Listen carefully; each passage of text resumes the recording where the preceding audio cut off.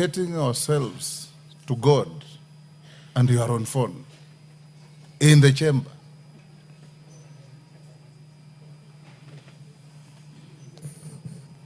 Sergeant, ring the quorum bell. Madam Deputy Speaker, you have to help me on this. This is unacceptable.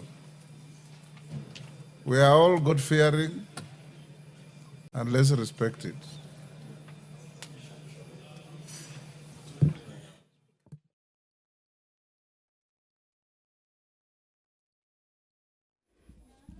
If you're just joining us, this is a live broadcast that is brought to you by the Parliamentary Broadcasting Unit in collaboration with Kenya Broadcasting Corporation. It's a live broadcast of the National Assembly this Thursday, August 7th, 2025. The Speaker has just ordered for the quorum bell to be rung. This is pursuant to Standing Order 34.1, where it states that a quorum of the House or of a committee of the whole shall be 50 members. If there's not a quorum present when the chair is taken at the time appointed for a meeting of the House, immediately after saying of the prayer, the Speaker shall order the bell to be rung for 10 minutes, and if no quorum is present at expiration of the 10 minutes, the Speaker may direct that the bell be rung for a further 5 minutes, and if there is still no quorum present, the Speaker shall adjourn the House forthwith to the next sitting. My name is Doris Nkatha. Allow me to take you through the motions and order of business today. As I'd mentioned earlier, one of the motions that is to be considered in the House today is the consideration of the fourth report of the examination of financial statements of selected state corporations. This is a motion by the Chairperson, Public Investments Committee on Social Service Administration and Agriculture, that this House adopts the fourth report of the Public Investments Committee on Social Services Administration and Agriculture on its consideration of the report of the Auditor General on the financial statements of the following state corporation, laid on the table of the House on Thursday, 17th October 2024. The National Social Security Fund, financial year 2019-2020, the Communications Authority, financial year 2017-2018 and 2018-2019, Child Welfare Society of Kenya, financial year 2014-2015, the SACCO Societies Regulatory Authority, financial year 2017-2018 and 2018-2019 and 2019-2020, and the Institute for Public Policy Research and Analysis, financial year 2014-2015, 2015-2016, 2016-2017, and 2017 and 2018. Thereafter, a question will be put. The Kenya Sign Language Bill, Senate Bill number 9 of 2023 by the Honorable... All right. Clerk. Yes. Order number 1, administration of oath. Order number 2, communication from the chair. Order number 3, messages. Order number 4, petitions. Order number 5, papers.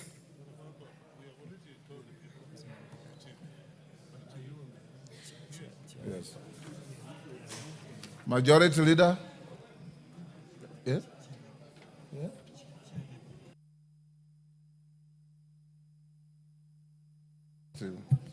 Chair, Departmental Committee on Labor? Labor? Yeah.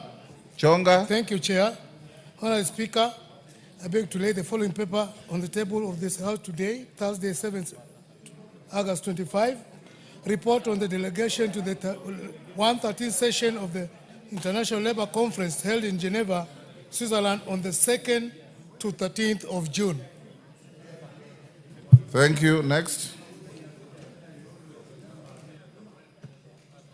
Order number 6, notices of motion. Order number 7, questions and statements. Skip order number 7. Let's dispose of orders number 8, number 9, and 10. Order number 8, motion. Consideration of the fourth report on the examination of financial statements of selected state corporations. Question to be put. Hold on. Order members on their feet, take your seats.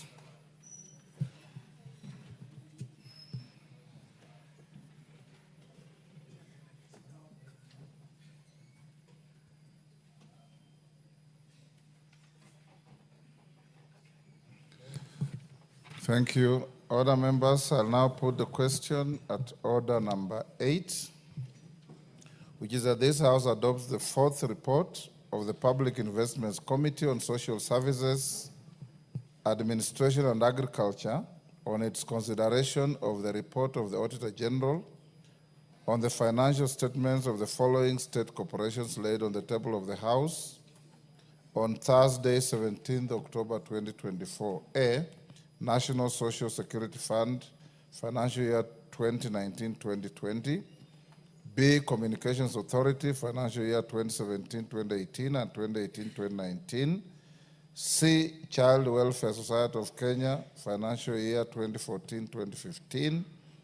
D, SACCO Societies Regulatory Authority, financial years 2017-2018, 2018-2019 and 2019-2020. E, Kenya Institute for Public Policy Research and Analysis, financial year 2014-2015, 2015-2016, 2016-2017, and 2017-2020. As members of that opinion say aye. Aye. Will those of the contrary opinion say nay? The ayes have it. Next. Order number 9, the Kenyan Sign Language Bill, Senate Bill number 9 of 2023, second reading. Question to be put. Members on their feet, take your seats. Take the nearest seat, honorable member.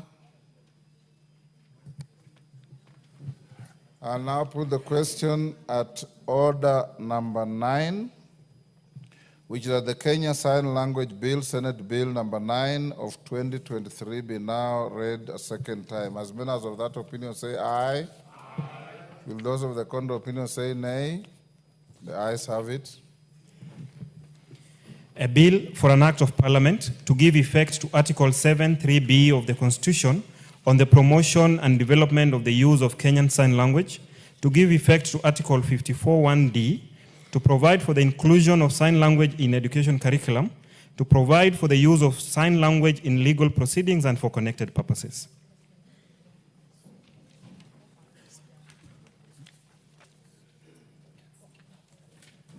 Honorable members, on the request of the majority leader, order number 10 is stepped down for further consultation. So he says, we'll go to dispose of order number 11 as well, but before it's called out, allow me to recognize in the Speaker's Gallery, AIC Kosirai Girls School from Chesumei, Nandi, Kakenya Girls School from Transmara West, Narok.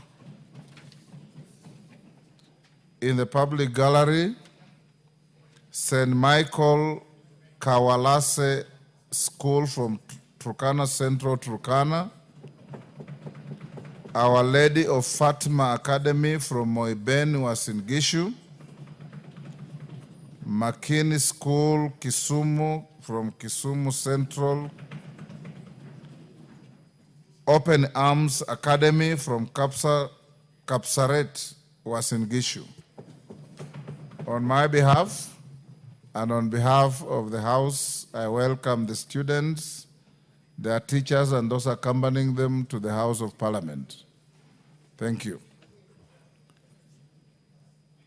Yes, mother. Give him the mic. Half a minute.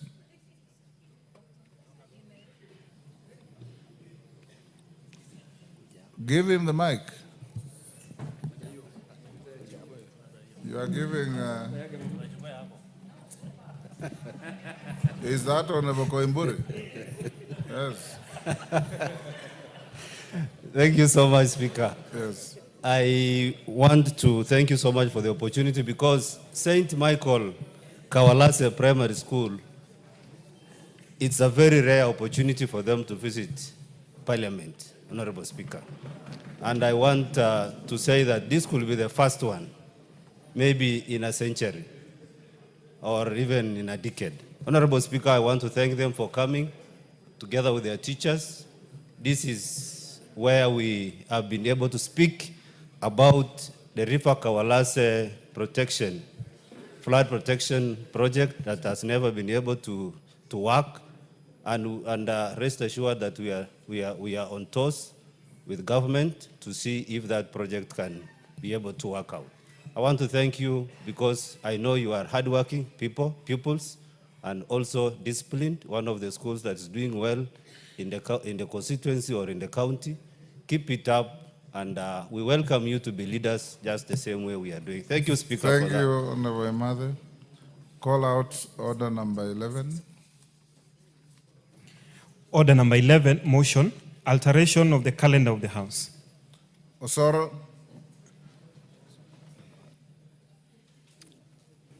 Thank you very much, Honorable Speaker. Honorable Speaker, I beg to move that pursuant, that notwithstanding the resolution of the House of 13th February 2025 and 27th May 2025, and pursuant to the provisions of Standing Order number 28(4) of the calendar of the Assembly, this House resolves to further alter its calendar so as to, 1, hold sittings on Tuesday 19th August, and I beg, Honorable Speaker, that members take note of that, that hold sittings on Tuesday, 19th August 2025, commencing at 10 a.m. in the case of a morning sitting and 2:30 p.m. in the case of an afternoon sitting, and 2, commence its long recess on Wednesday, 20th August 2025, and finally, Honorable Speaker, resume its regular sittings for the third part of the fourth session on Tuesday, 16th September 2025, as per the published calendar of the House. Honorable Speaker, the intention of this motion, Honorable Speaker, is to alter this House calendar and have a special, more or less a special, I'll call it special, Honorable Speaker, for lack of a better term, sitting on the Tuesday, just a single day, on 19th of August 2025. And in this particular day, Honorable Speaker, that we will be holding a morning sitting. Very unusual, Honorable Speaker, in this House that we hold morning sittings on Tuesdays. And that is why I implore members to be very, very keen that on 19th, we'll hold a morning sitting, and that is 10 a.m. in that very day, and 2:30 p.m. So that, Honorable Speaker, we dispense of the business for this session entirely, then break for recess on the following day, that of course will be 20th August, Honorable Speaker, and resume on 16th August, Honorable Speaker. Honorable Speaker, when you look at the calendar, as we moved in this House, Honorable Speaker, about, and that is, of course, 27th May 2025, we had proposed that we progressed for recess, Honorable Speaker, the coming week, Honorable Speaker, but we have serious business, Honorable Speaker, before this House to dispense of. And members are advised to be in the House on 19th. We dispense of that business on at 10 a.m., Honorable Speaker, and then be there at 2:30 afternoon, Honorable Speaker, and then proceed for recess on 20th, which is very, very important, Honorable Speaker. So I beg to move and request the most gracious Majority Whip, the Honorable Millie Mabona, to second. Honorable Millie. Thank you, Mr. Speaker. Mr. Speaker, I stand to second that motion and thank Honorable Osoro for ceding his position and allowing me to be the Majority Whip. I do not mind. Having said that, Mr. Speaker, I think this is a fairly straightforward matter. Many of us know that this was our scheduled time to go on the long recess. But Parliament has a lot of things going, and given that we are very committed to devolution, Many of us are also going to be participating in the devolution conference. And because of that, Mr. Speaker, we want certain important issues that are before the House to appear when members are in the House.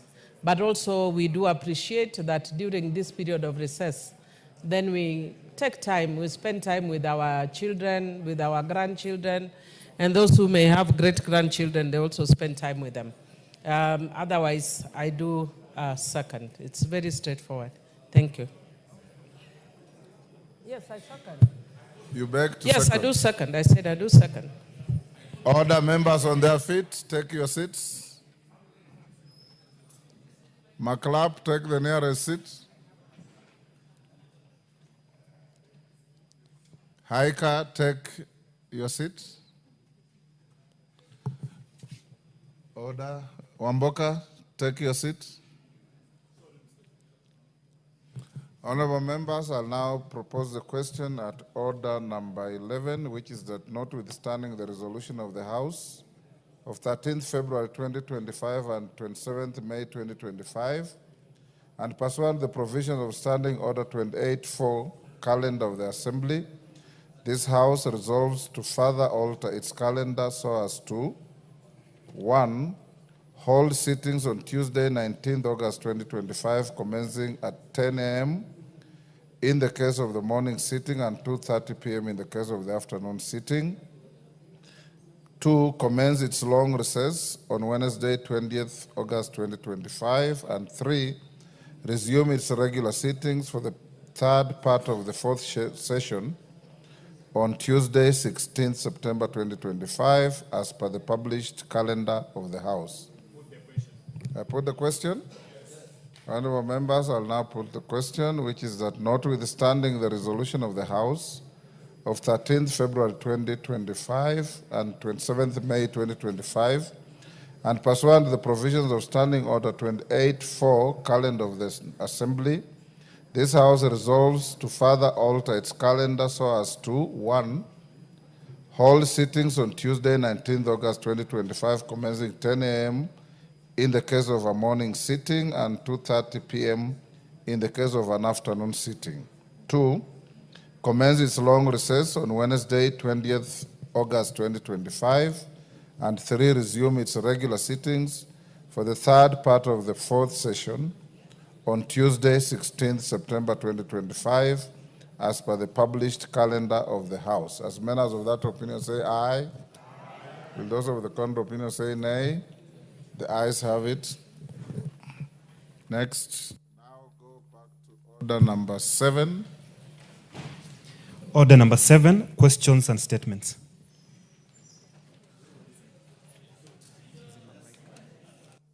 Now we'll go to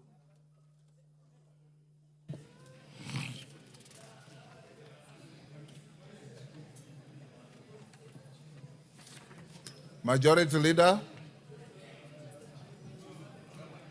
Majority Leader, your Thursday statement. All right. Honorable Speaker, if you allow,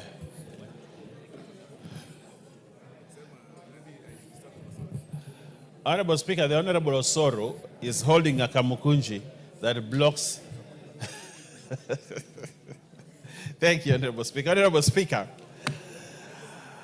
pursuant to the provisions of Standing Order 44-2A, I rise to give the following statement on behalf of the House Business Committee, which met on Tuesday, 5th August 2025, to prioritize business for consideration during the week. Honorable Speaker, as members have noticed in the order paper, I intend to move a motion for alteration of the calendar of the House, for which we have already done, Honorable Speaker, to hold sittings on Tuesday, 19th August 2025, and commence the long recess on Wednesday, 20th August 2025. Honorable Speaker, I would like to inform members that are here and that are not here that we proceed on our short recess from the 20th of August 2025 because we have earmarked and we have approved in this House today that August 19th be a day, on Tuesday, August 19th be a day when we have a morning sitting to deliberate and finish some of the business that is pending, Honorable Speaker. And Honorable Speaker, this is for the information of members and also that they are aware. Honorable Speaker, I urge members to be present in the House on that day to prosecute various items of business concerning them. My Speaker, with regard to business scheduled for Tuesday next week, the House is expected to consider the Virtual Asset Service Providers Bill 2025 and the Election Offences Amendment Number 2 Bill, Senate Bill Number 28 of 2024 in the Committee of the Whole. Honorable Speaker, you remember we moved and debated this very important bill that emanates from the NATCO report, and it is important that we finalize it as we gear up for elections in 2027, Honorable Speaker, that we dispense of this very important bill. And therefore, that Tuesday, one of the items on the order paper is the elections offense bill that emanates from the Senate. Honorable Speaker, additionally, debate will be undertaken on the following motions, some of which are listed in the order paper today. Consideration of a nominee for appointment as a member of the Board of Central Bank of Kenya. 2, consideration of report on the examination of financial statements of selected state corporations. And 3, consideration of comprehensive economic partnership agreement between the Republic of Kenya and the United Arab Emirates. Honorable Speaker, these 3 motions, Honorable Speaker, are important that we dispense of before we embark on our recess. Honorable Speaker, in accordance with the provisions of Standing Order 42A, 5 and 6, I wish to convey that the Cabinet Secretary for Education and the Cabinet Secretary for Interior and National Administration are scheduled to appear before the House on the afternoon of Wednesday, 13th August 2025, to respond to the following questions by members. Honorable Speaker, you know, we were scheduled to see these 2 Cabinet Secretaries on Wednesday, that's yesterday. Yes, but we were unable to have them on that day. But Honorable Speaker, the Cabinet Secretary for Education will respond to the following questions. Question by private notice number 11 of 2025 by the member for Emuhaya, the Honorable Omboko Milemba, CBS MP, regarding funding for participation by public primary and secondary schools in co-curricular activities. Honorable Speaker, secondly, the Cabinet Secretary for Interior and National Administration, the Honorable Kipchumba Murkomen, will respond to the following questions. 1, and I request members to be present on that day if you have a question that is listed, Honorable Speaker, yeah? On Wednesday, 13th. The Cabinet Secretary for Interior and National Administration will respond to the following questions, Honorable Speaker. 1, question by private notice number 8 of 2025 by the member for Molo, the Honorable CPA Kuria Kimani, CBS MP, regarding the state of security in the country. 2, question by private notice number 009-2025 by the member for Embakasi West, the Honorable Mark Mwenje, MP, regarding circumstances that led to the death of Mr. Brian Luka Maina. Question by private notice number 010-2025 by the member for Githunguri, the Honorable Gadhoni Wamushomba, HSMP, regarding report on the number of female bodies recovered from Kware dam site in Embakasi.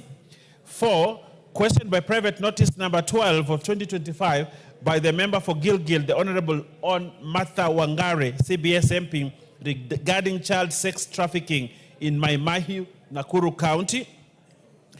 Number 5, question number 063-2025 by the member for Arieda, the Honorable Dr. Otiende Amolo, SC, EBS MP, regarding prevention of peaceful demonstration for exercising their rights to peaceful assembly. Question number 64 of 2025 by the member for Nairobi, the Honorable Esther Passaris, OGW, MP, regarding the non-implementation of body-worn cameras for public officers, for police officers. Question number 65, 2025, by the member for Suba North, the Honorable Millie Odhiambo Mabona, CBS MP, regarding the number of people who have died in police custody in the last 5 months.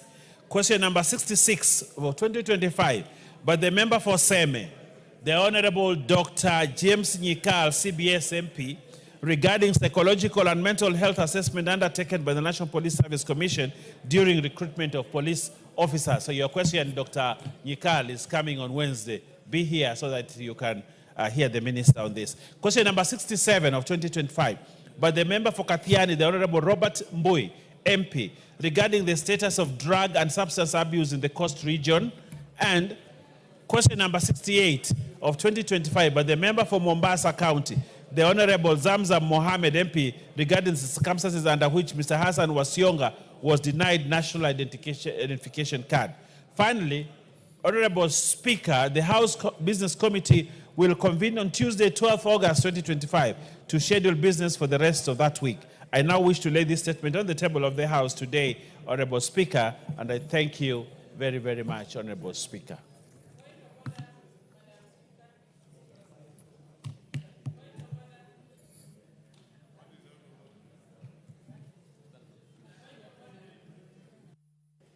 Yes, Honorable Millie Odhiambo, what's your point of order?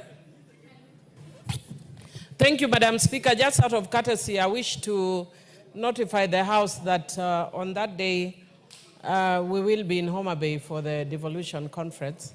I will be designating a member to take the question on my behalf because we have really waited for that, because one of my constituents died in police custody in Kipasi police cell.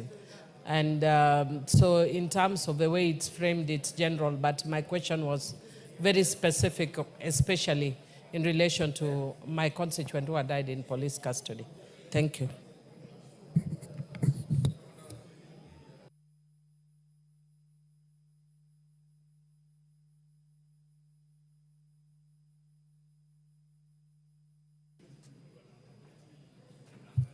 Okay. Next statement.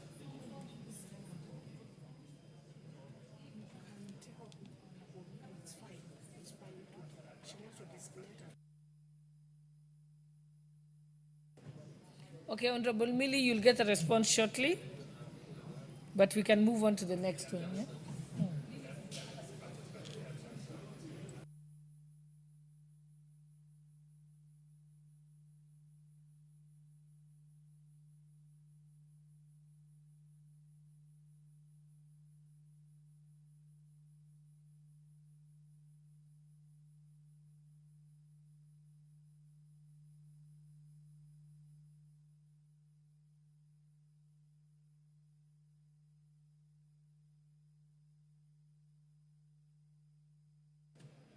Okay, I was just confirming if it was Honorable Mwenje or Honorable Pontos. Honorable Pontos had requested for a statement from the Administration and Security. Honorable Tongoyo.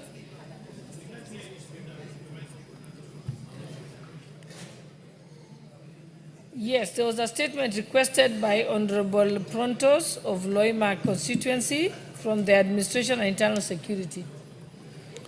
Thank you, Honorable Speaker. Honorable Speaker, I rise to request for a statement regarding the delay in appointments of chiefs and assistant chiefs. Honorable Speaker, pursuant to provision of Standing Order 44.2c, I wish to request for a statement from the chairperson of the Departmental Committee on Administration and Internal Security regarding the delay in appointment of chiefs and assistant chiefs in Loima constituency. Honorable Speaker, over the past 3 years, several interviews have been conducted for the appointment of chiefs and assistant chiefs in Loima constituency. The respective interviewing panels submitted reports outlining the qualified and successful candidates to the Ministry of Interior and National Administration for appointment. However, to date, the chiefs and assistant chiefs are yet to be appointed, particularly in Kalemnyang, Lorengipi, and Naipa sublocations, which are at the border of Kenya and Uganda. This delay has significantly hampered the delivery of essential government services at the grassroots level. Chiefs and assistant chiefs are not only critical to the coordination of public administration at the local level, but also play a key role in maintaining law and order, implementing government programs, and resolving local disputes. Additionally, they play a significant role in the civil registration process, including registration of birth and death, which are essential in planning and equitable resource allocation. Honorable Speaker, it is against this background that I request for a statement from the Chairperson of the Development Committee on Administration and Internal Security on the following. 1, the reasons for the prolonged delay in the appointment of chiefs and assistant chiefs in Loima constituency despite the completion of the interviews. Number 2, measures the Minister of Interior and National Administration is undertaking to ensure that constituents continue to access key government services that are administered by chiefs and assistant chiefs. Number 3, specific timelines within which the ministry intends to appoint chiefs and assistant chiefs in the constituency. Thank you, Honorable Speaker.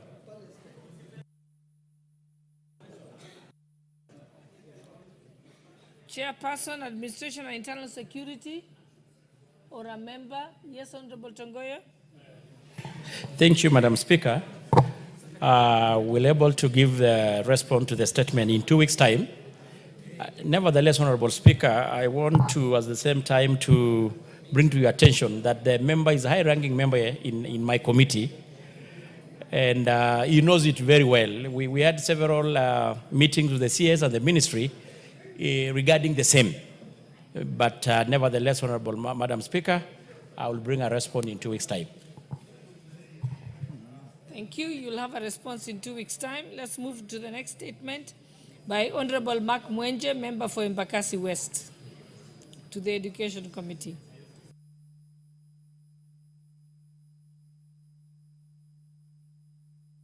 Honorable Mark Mwenje is not here. So let's move to the next request for statement by Honorable Beatrice Elachi, member for Dragoti North. Honorable Elachi. Thank you, Madam Speaker. Madam Speaker, I stand pursuant to the provisions of Standing Order 44.2c. I wish to request for a statement from the Chairperson of Departmental Committee on Health regarding the contributions policy framework currently being implemented by the Social Health Authority, SHA, particularly with respect to the requirement for upfront annual contributions from participants in the informal sector. Honorable Speaker, the Social Health Authority, established under the Social Health Insurance Act 2023, is mandated to administer and restructured National Health Insurance Scheme through the Primary Healthcare Fund, the Social Health Insurance Fund, and the Emergency Chronic and Critical Illness Fund. These reforms are envisioned to enhance equity, sustainability, and universal access to healthcare in line with Article 43 of the Constitution. However, considerable public concern has risen regarding the directive requiring informal sector contributors to remit annual premiums in a lump sum as a condition for enrollment or continued access to healthcare services. This approach has been widely criticized as financially exclusionary, particularly for low-income and seasonally employed Kenyans who are unable to make such bulk payments. Honorable Speaker, the shift from the previous monthly contribution model under the NHIF to the annualized infixable payment structure threatens to erode public confidence in the SHA and risks disfranchising millions of Kenyans who fall outside the formal employment bracket. It is imperative that this House receives clarity on the policy rationale, legal foundation, and sustainability for this contribution framework. Honorable Speaker, it is against this background that I seek a statement from the Chairperson of Departmental Committee on Health on the following: the policy, justification, and legal basis for requiring annual lump sum contributions from informal sector contributors under SHA, whether there are plans to review or revise the current contribution structure to allow for monthly, quarterly, or otherwise flexible installments options in order to accommodate varying income realities among Kenyans, whether the Ministry of Health or SHA has conducted an impact assessment or affordability analysis to evaluate the implications of this policy on enrollment, compliance, and access to essential health services, mitigation measures that have been considered or are in place to cushion economically vulnerable populations during the transition from NHIF to SHA, and confirmation of whether the current contribution policy has been anchored in published regulations, and if so, whether the same may be amended through administrative or legislative intervention to ensure equity and accessibility. I thank you, Madam Speaker.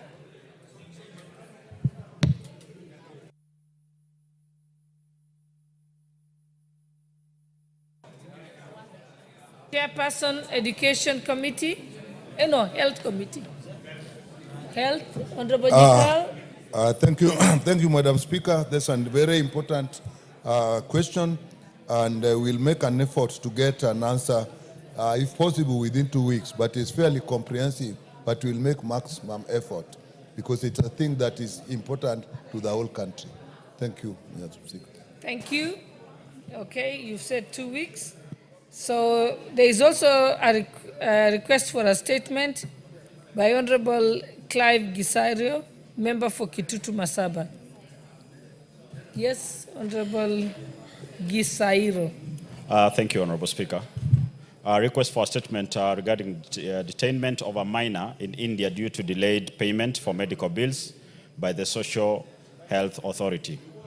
Honorable Speaker, pursuant to Standing Order 44-2C, I rise to request for a statement from the chairperson of the Departmental Committee on Health regarding detainment of a 10-month-old baby Chloe Agnes Nyanchoka Nyang'au in India due to delayed payment of medical bill by the Social Health Authority. Honorable Speaker, baby Chloe, a declared dependent of Mr. Boniface Nyang'au Momanyi, member number CR 694-366-499-5724-9 under the Social Health Insurance Fund was referred to Miot International Hospital in Chennai, India for open heart surgery by a consultant pediatric cardiologist at Kenyatta National Hospital. The referral was authorized by the Office of the Director General for Health via a letter dated 8th April 2025 for the period of cover ending June 30th, 2025. Honorable Speaker, on 15th May 2025, Ms. Gladys Nyabonyi Asuku of National ID number 22816057 and passport number BK968376, the mother of the minor, duly signed the Social Health Insurance Fund SHIF beneficiary commitment form for overseas treatment. The total cost of treatment was stated at shillings 1,625,000, with a clear acknowledgement that the SHA Gazette tariff for overseas treatment would cover Kenya shillings 500,000. Subsequently, baby Chloe, accompanied by her mother, traveled to Chennai, India on 16th July 2025, where baby Chloe underwent open heart surgery on 21st July 2025. One moment, member for Kitutu Masaba. Sergeant at Arms, could I have the list of guests who are here? Because I can see the guests are arriving and leaving before I receive the list. You may proceed. Although she was scheduled to return to Nairobi on 5th August 2025, Miot International Hospital has withheld her release due to delayed payment of the outstanding Kenya shillings 500,000 by the Social Health Authority, subjecting the family to emotional distress and unforeseen financial hardship. Honorable Speaker, it is against this backdrop that I request for a statement from the chairperson of the Departmental Committee on Health on the following. 1. Reasons behind the delay by SHA in remitting the outstanding Kenya shillings 500,000 despite prior authorization and the signed beneficiary commitment and the expected timeline for the payment. 2. Internal mechanisms in place within SHA to guarantee timely disbursement of approved medical funds for overseas treatments, including measures employed to prevent detention of minors such as baby Chloe in foreign hospitals due to administrative lapses. And 3, legal recourse available for Kenyan patients detained abroad under similar circumstances and steps the Ministry of Health is undertaking to prevent such cases from recurring in the future. I thank you, Honorable Speaker. Member for who's the Health? Honorable Nikal, Chairperson Health. Madam Speaker, this obviously is a very critical matter. The child being held all effort will be made so that we have an answer, a report by next week, if possible, at least regarding the release of the child, even if other policy matters are still to be looked at. Thank you, Madam Speaker. Thank you. Next, we have a request for a statement by Honorable Timothy Wanyonyi, member for Westlands constituency. Thank you, Madam Speaker.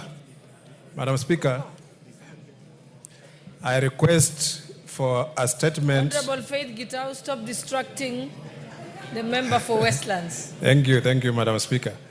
Madam Speaker, for protecting you.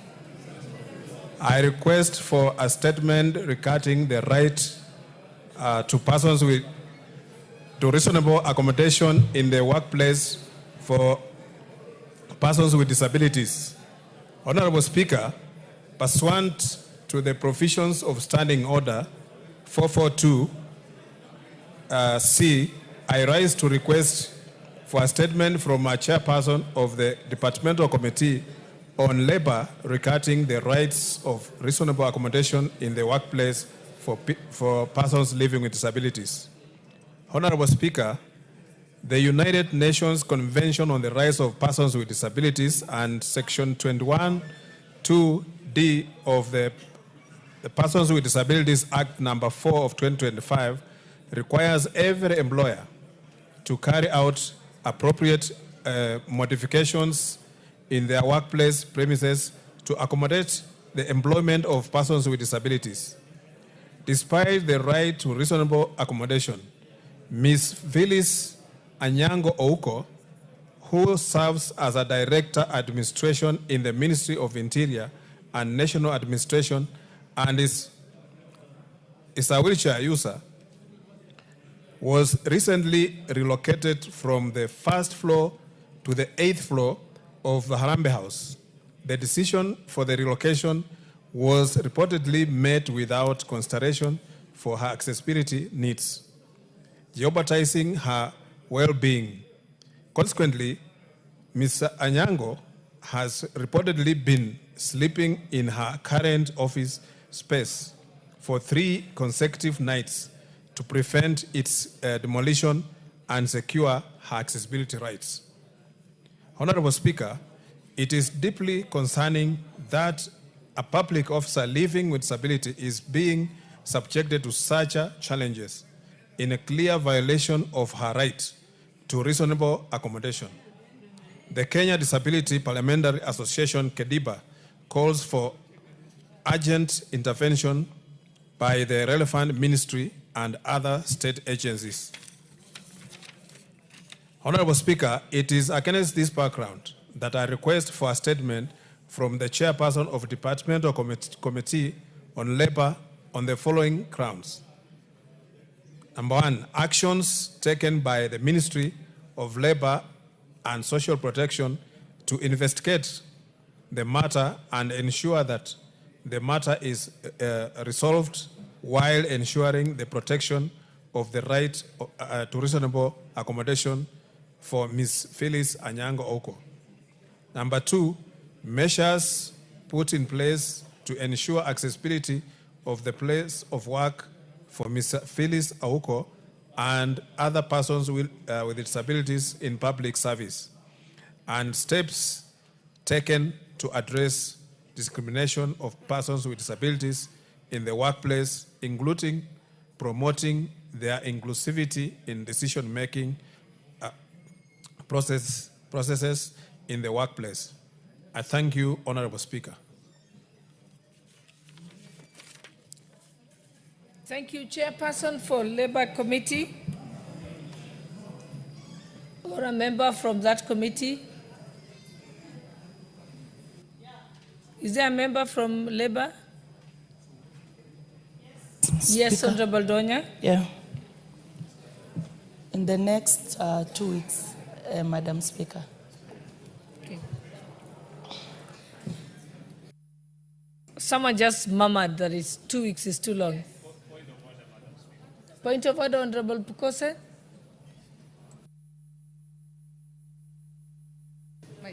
Honorable Speaker, you know I'm standing in for the majority leader. And therefore, 2 weeks, I think, is a very long period of time, considering what the honorable member has raised, that she's been sleeping in the office for the last 3 nights. And I think we cannot keep her sleeping in that office for the next 2 weeks. I'll direct that the committee gives a response within a week's time so that that matter is resolved urgently.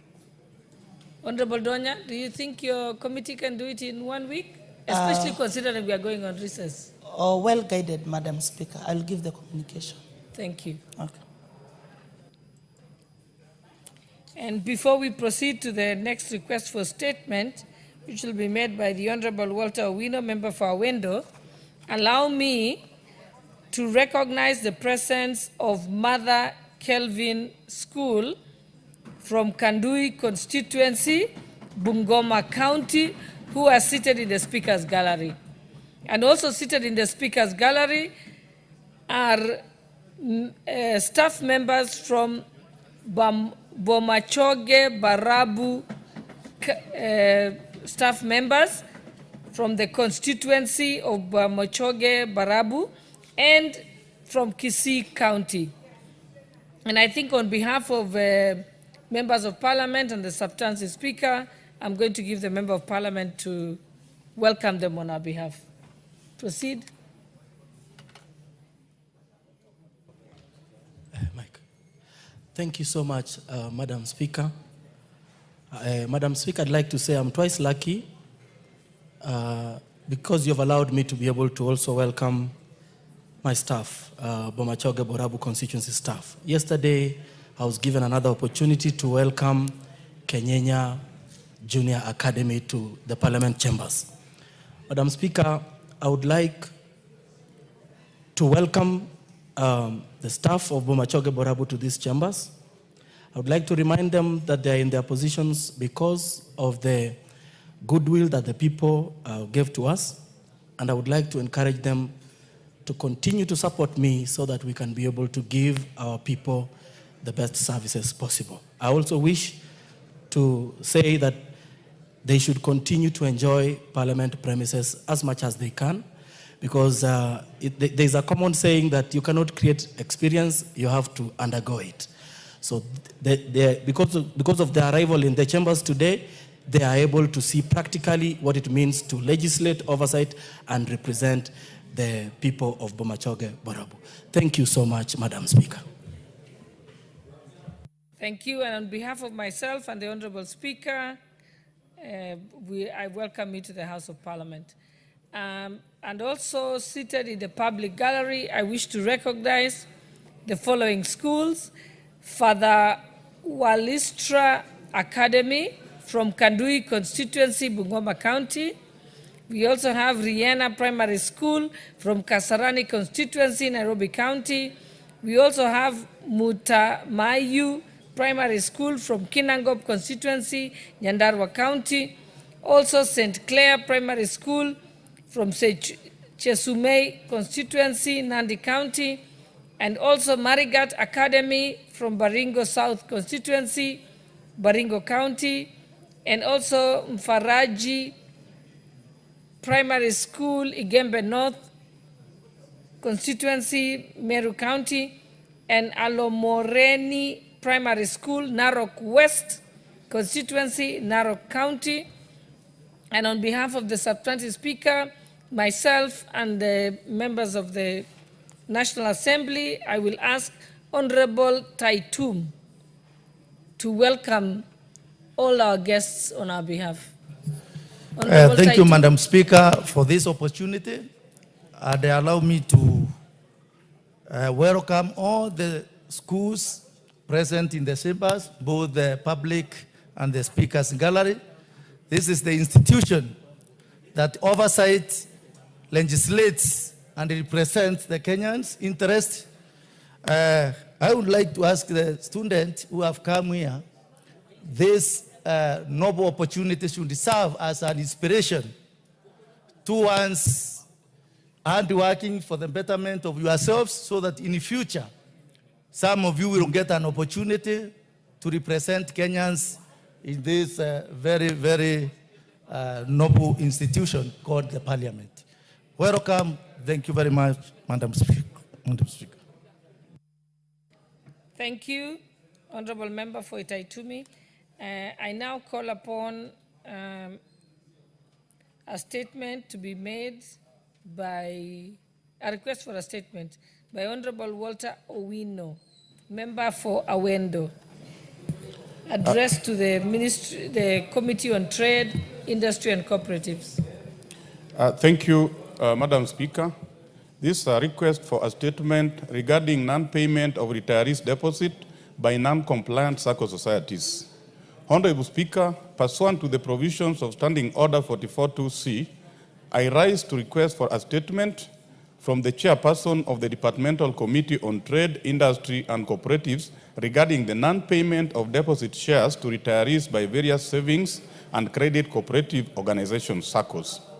Honorable Speaker, there is a growing concern over the number of retirees, many documented by the Retirees Welfare Association of Kenya, who are unable to access their funds due to non-compliance by several SACCOs. Despite numerous letters and appeals to the Office of the Cabinet Secretary for Cooperatives and the Chief Executive Officer of SACCO Societies Regulatory Authority, SASRA, no meaningful progress has been made.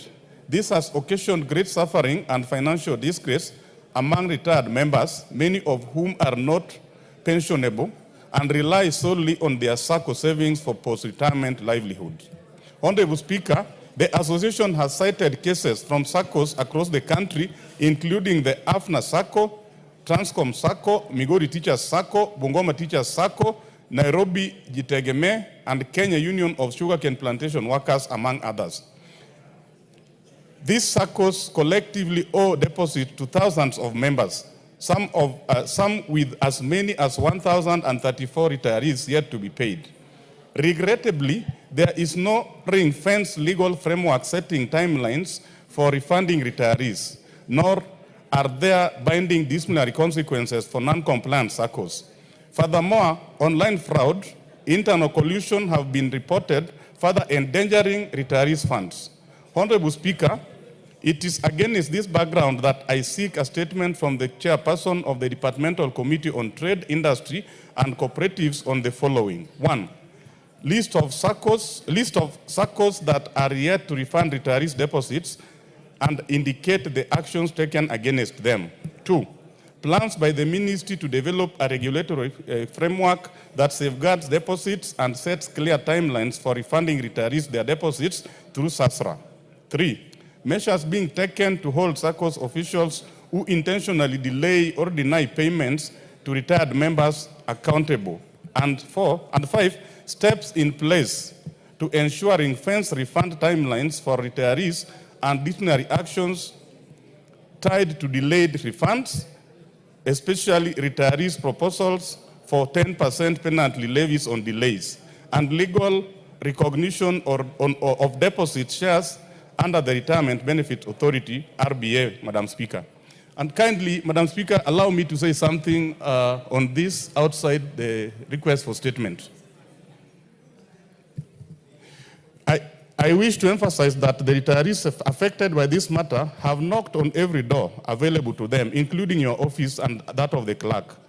It is for this reason that I felt compelled to take up this issue, not only as a representative, but also as a moral obligation to those who served this country diligently, and more so, as a voice for those who have been systematically ignored.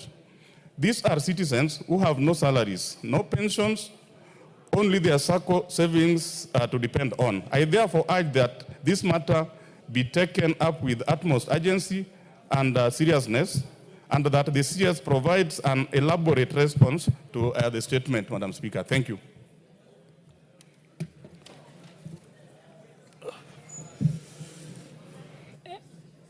Who's representing the member for the chairperson for Trade, Industry and Cooperatives?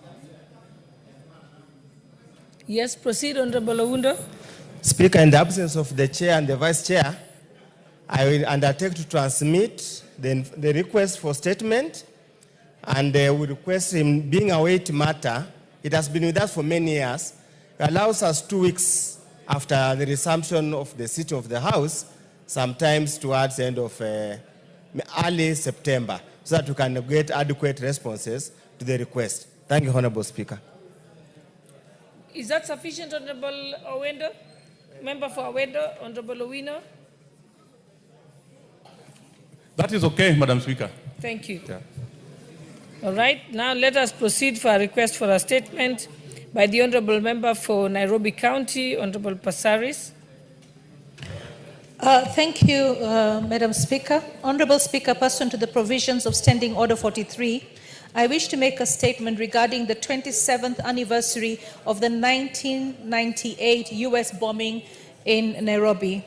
Honorable Speaker, I rise today with a heavy heart, yet with hope to mark the 27th anniversary of the 7th August 1998 bombing of the U.S. Embassy here in Nairobi. That devastating attack claimed the lives of 218 innocent individuals, injured over 5,000, and left thousands of families shattered. While the world moved on, the survivors are still living with the consequences, many in silence, many in suffering. During this year's commemoration at the 7th August Memorial Park, I listened to survivors like Douglas, who lost his sight in the blast, Beatrice, who lost her husband, Masharia, who lost both parents. Their stories are not just heartbreaking, they are a call for conscience.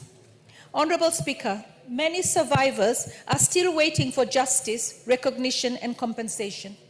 While the US government took responsibility for its citizens, Kenyan victims were left behind, neglected in both care and recognition. Their ongoing case has not delivered closure or relief. They are now seeking an audience with His Excellency the President and with the relevant arms of government to present their plight directly on issues such as education, healthcare, assisted devices, and long-term economic support. Honorable Speaker, I appeal to you and the leadership of this House to help facilitate this audience. These survivors are not just seeking charity, they are seeking dignity, justice, and a place in national memory. Through NGAF, I supported the association with a financial contribution. I also pledged Kenya shillings 250 through the Wezesha Mama Inua Jamii initiative. We will be providing also as NGAF 50 bursary forms and have secured a donation of white cans from Math Charitable Trust, an affiliation of Embracing the World, for those who lost their sight, to restore some measure of independence and dignity. However, the government's support must go beyond token gestures. It must be structured, sustained, and dignified. As we remember the lives of those lost on that tragic day, let us also renew our responsibility to the living survivors. They should not suffer in silence, not 27 years later. Honorable Speaker, I urge this House to help deliver them the audience they seek and the justice they deserve. I thank you, Honorable Speaker.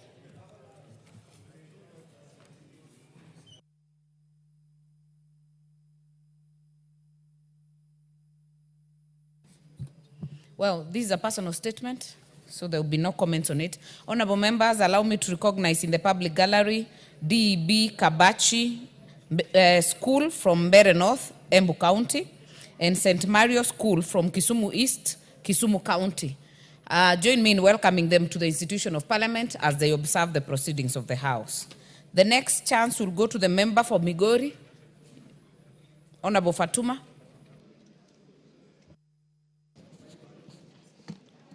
Thank you, Madam Speaker. Honorable Speaker, pursuant to the provision of the Standing Order 44-2C, I rise to request for a statement from the chairperson of the Departmental Committee on Administration and Internal Security regarding the murder of Mr. Michael Odhiambo Omamba of ID 32269118. Honorable Speaker, on the morning of 23rd July 2025, Mr. Michael Odhiambo Omamba, a resident of Uriri Sub-County in Migori County, was found dead under unclear circumstances, barely 50 meters from his residence in Migori Town. A preliminary view of his body showed that he had suffered a fatal stab wound to the chest.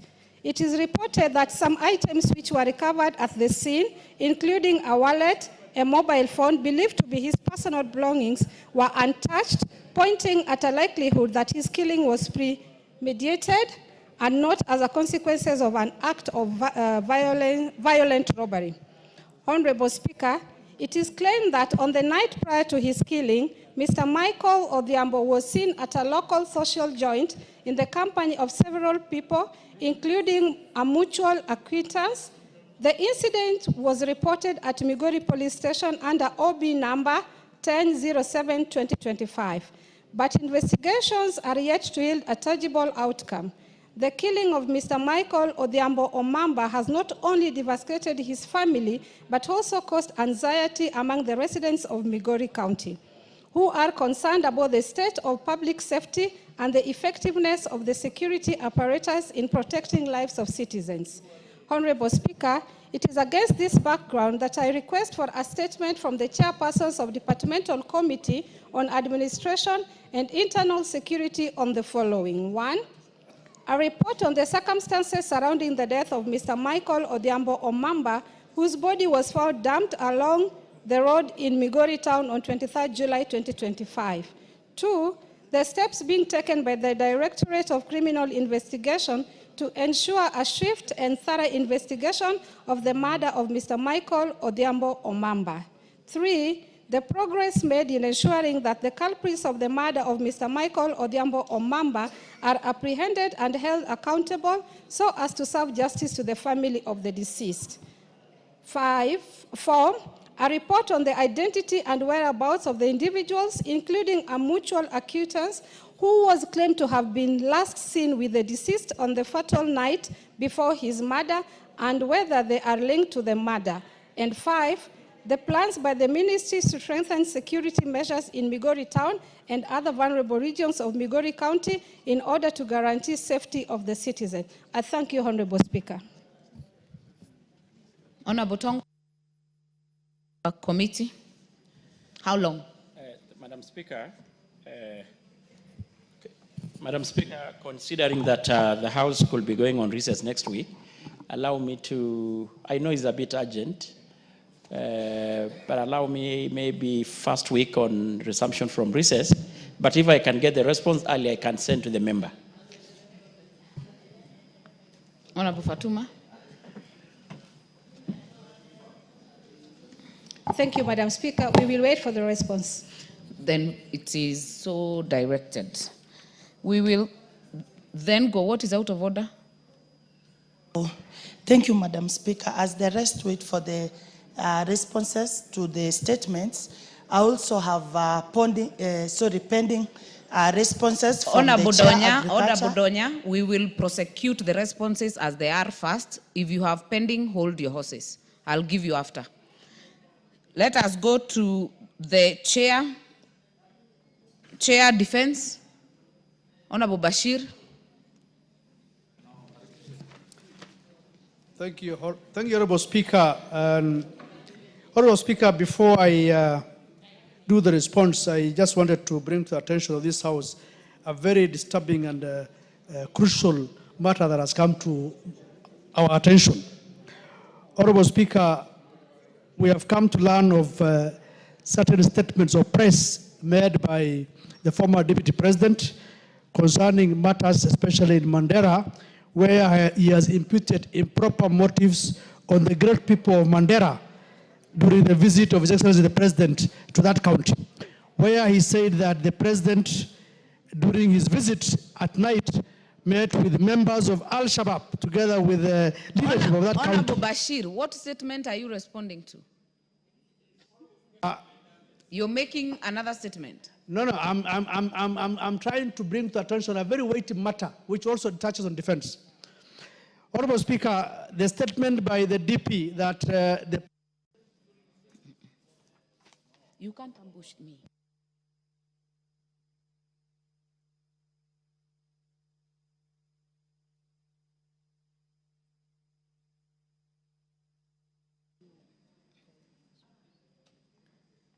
I was confirming, Honorable Bashir, you know I'm in your committee, and this is a house of record. So I'm confirming because I called you to respond to a statement first.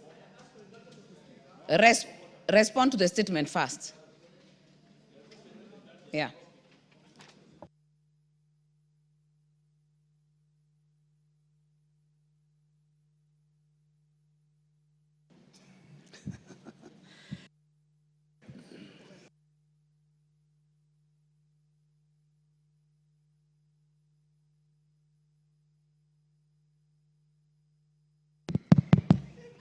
Thank you, Honorable Speaker. Well guided.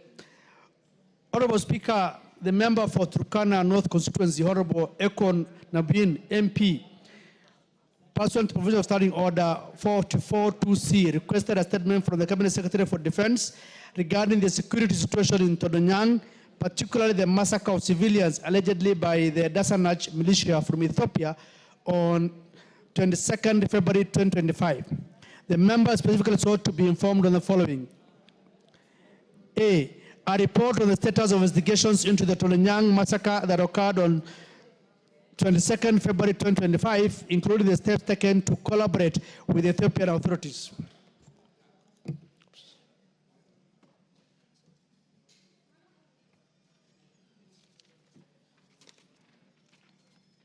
B, the measures being put in place to address security breaches at the Kenya border along Lake Turkana and confirmation on whether the security forces have been deployed to ensure protection of these Kenyans at the border. C, the steps taken by the Ministry of Defense through the Kenya Defense Forces to protect fishermen along Lake Turkana during their fishing expeditions. And D, the measures put in place to ensure that the families of the victims are compensated and an indication of when they will receive their compensation. The committee engaged the Minister of Defense on the matters raised by the Honorable Nawin. I therefore wish to respond as follows. Honorable Speaker, on the status of investigation to the Todonyang massacre, the Minister of Defense has clarified that the Kenya Defense Forces was not directly involved in the investigation process. The Kenya Defense Forces, however, remained on standby to provide security assistance if required. Investigation into such incidents fall under the jurisdiction of the National Police Service under the Ministry of Interior and National Administration. There is, however, acknowledgement of the transboundary nature of the incident. Nevertheless, the Ministry has not reported any joint investigations or formal collaboration with the Ethiopian authorities so far. Regarding the security breaches along the Kenya-Ethiopia border near Lake Turkana, the Ministry reports that the Kenya Defense Force personnel have been deployed to various areas in Turkana County, including Lokichogio, Nadapal, Kainuk, Napaitom, and Kokenye. These deployments are conducted within a multi-agency framework in support of the National Police Service under Gazette Notice number 1900 of 13 February 2023. Patrols and surveillance operations are ongoing to stabilize the region and deter cross-border attacks. Further, the Ministry has indicated that plans are underway to establish a permanent detachment in Liwan area on military land allocated by the Turkana County government, which will bolster long-term security infrastructure. Concerning the protection of fishermen in Lake Turkana, the Ministry of Defense stated that while the Kenya Defense Force deployment has been enhanced in Turkana, the specific mandate of securing fishermen and inland waterways rests with the security agencies under the Ministry of Interior and National Administration. However, the Ministry affirms its continued commitment to supporting civil authorities within the existing operational frameworks when required. On the matter of compensation to the families of victims, the Ministry of Defense has not received any formal claim or request for compensation as of the date of the response. Consequently, no compensation arrangements have been made or timelines established. This indicates a potential gap in communication between the affected families and the relevant state institutions responsible for restitution and redress. Honorable Speaker, the Ministry further emphasizes that the deployment of the Kenya Defense Forces to Turkana was undertaken pursuant to Article 2413B of the Constitution to assist in restoring peace and order in areas afflicted by banditry and intercommunal conflicts.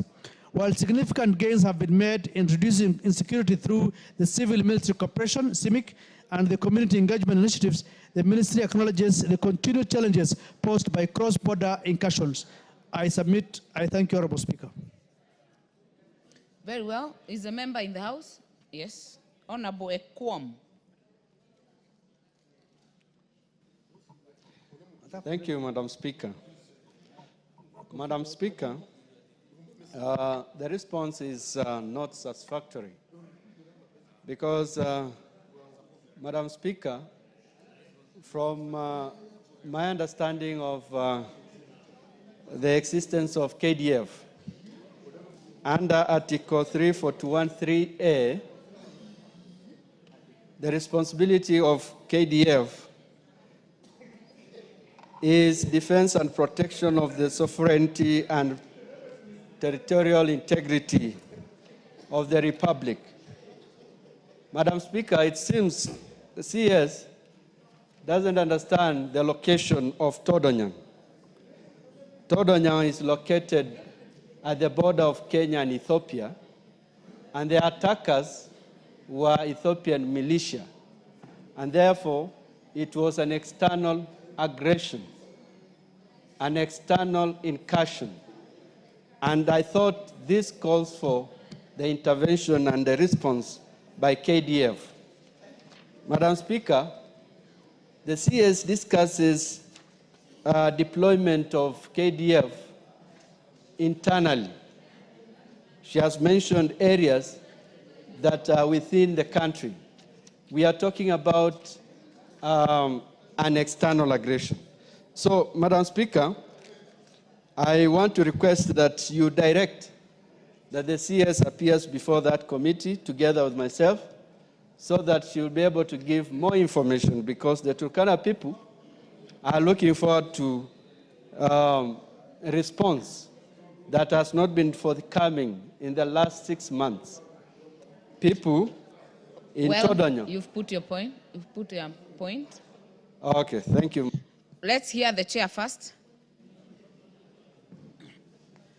Thank you, Honorable Speaker. Honorable Speaker, we have noted the concerns of the Honorable Member, and I think most appropriately we will be able to get back to the Ministry on those concerns. We are aware that the issues of internal deployment and external deployments, so certainly his concerns are also valid, but we will get back to the Ministry to further elaborate on this matter so that the member can adequately be satisfied on the same. So we'll get back to the Ministry.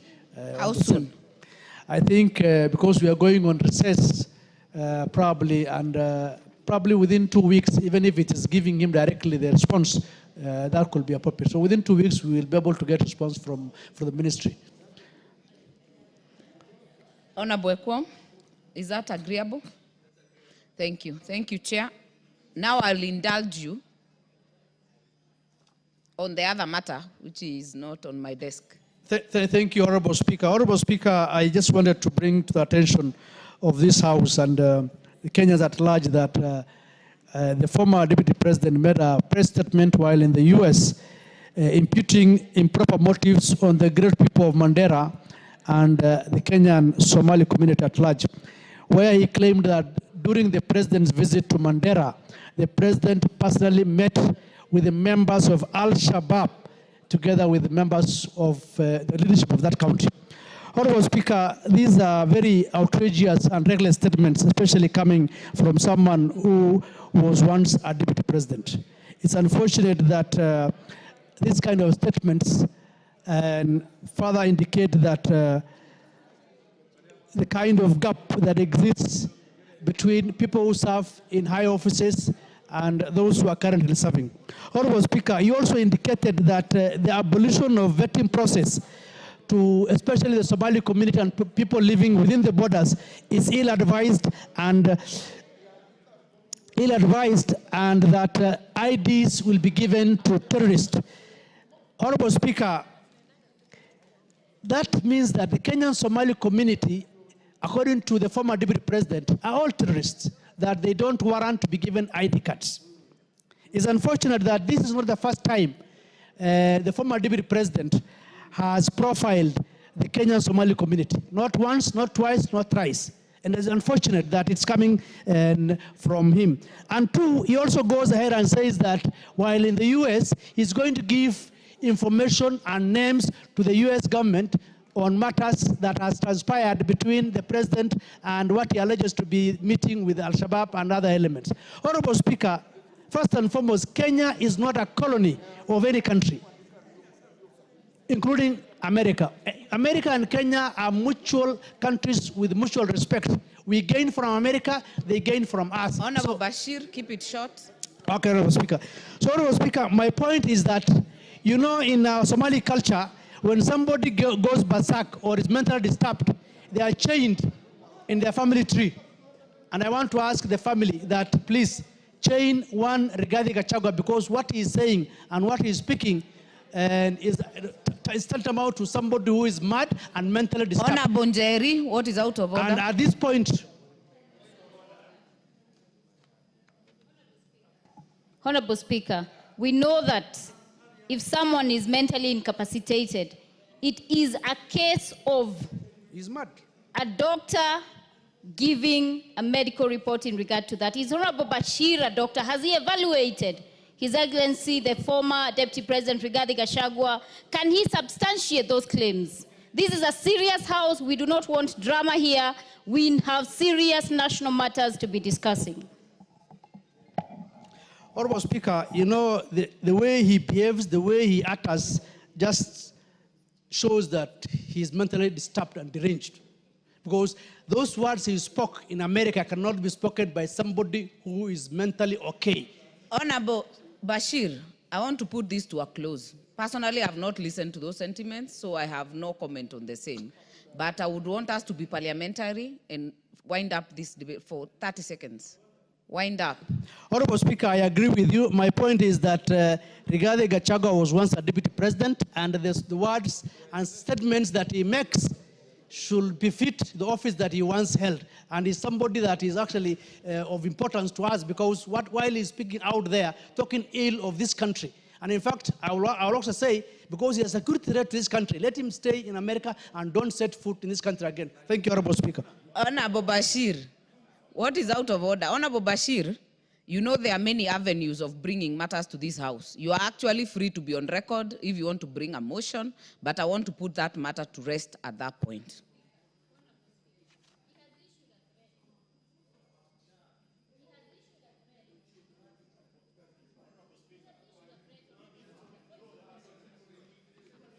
Honorable Clive, what is out of order?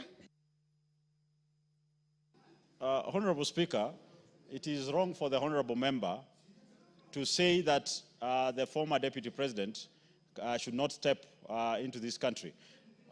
He needs to withdraw that statement because he doesn't have such powers, and it's inciting in nature. There is no difference from the same person he's trying to accuse if he takes that path.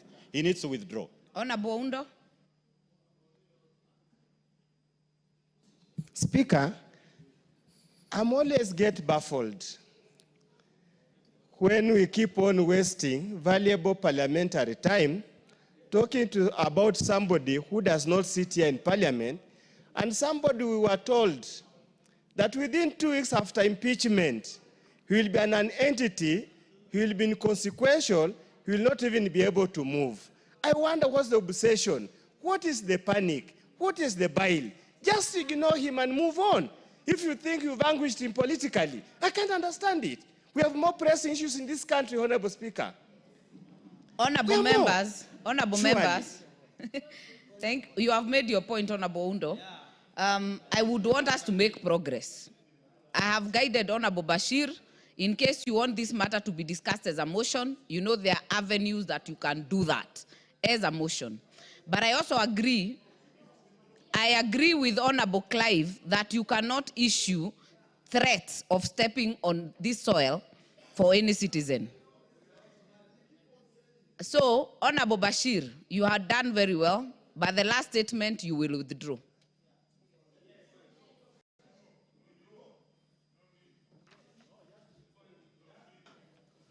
Honorable Speaker, I think there are so many other personalities that have been asked not to step to this country, and they're out there. In fact, those ones are even done illegally. This man is a threat to national security, the way he's speaking.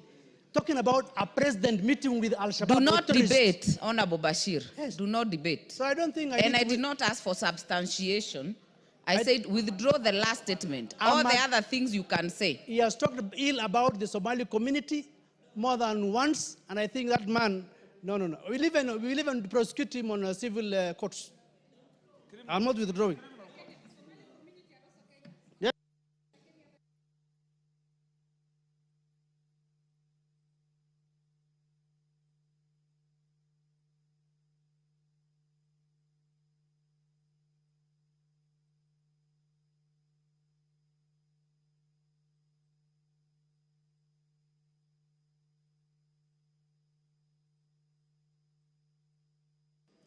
Honorable Bashir,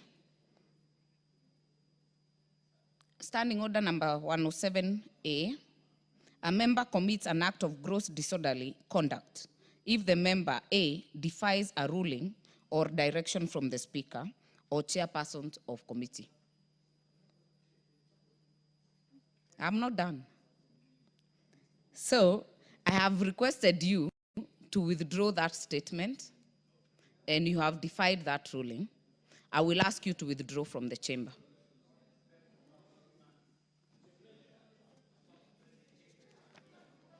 Order, members, let us make progress. The Chair of Energy Committee. Chair of Energy Committee. That matter is dispensed off with. Chair of Energy Committee. Are you the one who is the chair? No, I'm a member, but delivering the response on behalf of the chair. You have the statement? Yes. Okay. Kindly make your statement as requested by Honorable Naisula, who is in the House. Thank you, Honorable Chair, the Speaker. Honorable Speaker, allow me to deliver the response by Cabinet Secretary, Minister of Energy and Petroleum, on the questions raised by the Honorable Member for Samburu West regarding persistent power outage in Samburu West constituency. On question 1, the immediate and underlying causes of persistent power outages currently being experienced in Maralal Town and other parts of Samburu West constituency. Honorable Speaker, Samburu West constituency, including Maralal Town, is served by the 33 kV line originating from Lanet, Nakuru through Nyahururu Town. Maralal Town is at the terminal end of this line, spanning over 200 kilometers from Lanet 132 over 33 kV substation. Along the way, it serves part of Nakuru, Nyandarua, Baringo, and Laikipia counties. By being at the terminal end and with no alternative supply, any fault occurring on the line or routine maintenance on any section of the line affects Maralal Town. Essentially, this 33 kV distribution line is among the longest ones in the country and is performing a transmission function. The line is maintained by respective county teams, with each county handling well-defined areas. Samburu team maintains this line from the boundary with Laikipia County up to Maralal 33 over 11 kV substation. During the April rains, a pole fell near Rimuruti town and in an area where the section of the line was inaccessible due to mud. As a result, there was prolonged power outage in the area. However, the issue has been resolved and continued supply of power to the larger Samburu County restored. On this question number 2, reason for lack of formal communication or advance notification to residents and business of interruption of power supply as required by law under the Energy Act. Honorable Speaker, KPLC has maintained an open communication structure with all its customers in every part of the country. In Samburu County, in case of a breakdown on the main line or a planned maintenance program, KPLC county leadership relays the information to the local radio station, that is Serian FM, for broadcasting to the local community. This is over and above the normal newspaper notices for planned maintenance programs. On the third question, measures that the ministry has put in place to urgently resolve this outage and ensure consistent and reliable power supply to Samburu West constituency moving forward. Honorable Speaker, to improve on supply reliability to Samburu West constituency, the following urgent measures have been put in place by the ministry. Thorough inspection of the entire 33 kV line from Lanet to Maralal town and the 11 kV line and transformers emanating from Maralal 3311 kV substation. 2, vegetation management of all the lines to keep trees off the power lines. 3, replacement of rotten wooden poles with concrete poles to prevent breakdowns. 4, repair of automatic voltage regulations along the 33 kV line to improve the outage at the Samburu.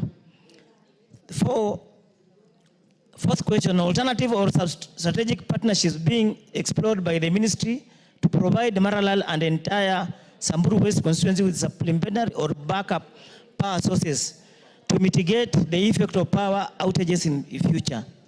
Honorable Speaker, to ensure power reliability and stability in the larger Samburu area, the following initiatives are being put in place in the medium term. 1, Ketraco's new Nanyuki Rimuruti 132 kV transmission line and a 132 over 33 kV Rimuruti substation are at advanced stage with a scheduled completion date of December 2025.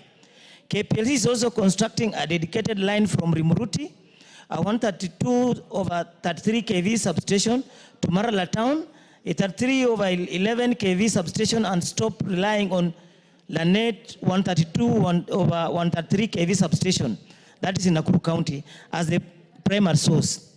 This will leave Nyahururu link as an alternative and hence greatly improve supply of reliable and capacity enhancement of power supply to Samburu County. 2, KPLC is also exploring for another alternative supply to Maralal from Isiolo through Wamba town. There is a distribution line gap of around 23 kilometers that, if done, will link with the existing 33 kV line at Kisima Center. Route survey for the line has been completed and the designs are ongoing. KPLC is continuously undertaking transmission and distribution network refurbishment and vegetation management to improve grid reliance in all parts of the country. On the final question, plans, if any, by the ministry to compensate affected residents and business for the losses occasioned by the perennial power outage. Honorable Speaker, the ministry remains committed to delivering quality, reliable, and cost-effective electricity to the people of Samburu West constituency and Kenyans at large. The ministry regrets the inconvenience caused by the outage, which has since been addressed significantly to the root cause. The current power challenges within the energy sector are largely attributed to low investment in generation and transmission in the last few years. Therefore, Kenya Power and Lighting Company does not have a compensation criteria for power outages in the country. That's the response, the Honorable Speaker. Very well. Before I give the Honorable Naisula, allow me to recognize in the public gallery Nyali School from Nyali constituency, Mombasa County. Join me in welcoming them to the to Parliament. Honorable Naisula. Yes, I also take note. I am not able to see the public gallery, but if they are not in the house, they are on record. That it's also good to just recognize them. So, Chair, Madam Speaker, thank you very much for this opportunity. I want to first say that I do not agree 1 second, 1 bit with that statement read by the chairperson on behalf of the chairperson of Energy Committee. I will raise the substantive issues as to why, but also the issues of CSAs or PSAs, CSAs responding to us without getting facts from the ground through their committees will not be acceptable in this House, Madam Speaker. And why do I say this? The question that has been said that this matter has been resolved, I want to put it to the Chair of Energy that as we speak right now, there is no electricity in Samburu West. It has not been there last week, Tuesday, the entire day, entire night. It was not there on Sunday, just this past Sunday. And so, flowery languages here to tell us what is happening on where we come from.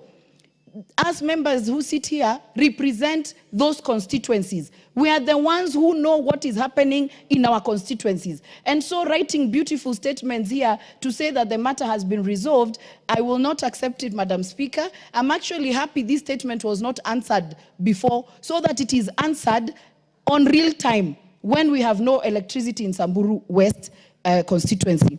The second issue, Madam Speaker, you have heard that this is a long line. But what happens to the north and the northeasterns and the periphery? We're always the last ones. The statement said it is from Lanet, Nakuru County, but Samburu is the last.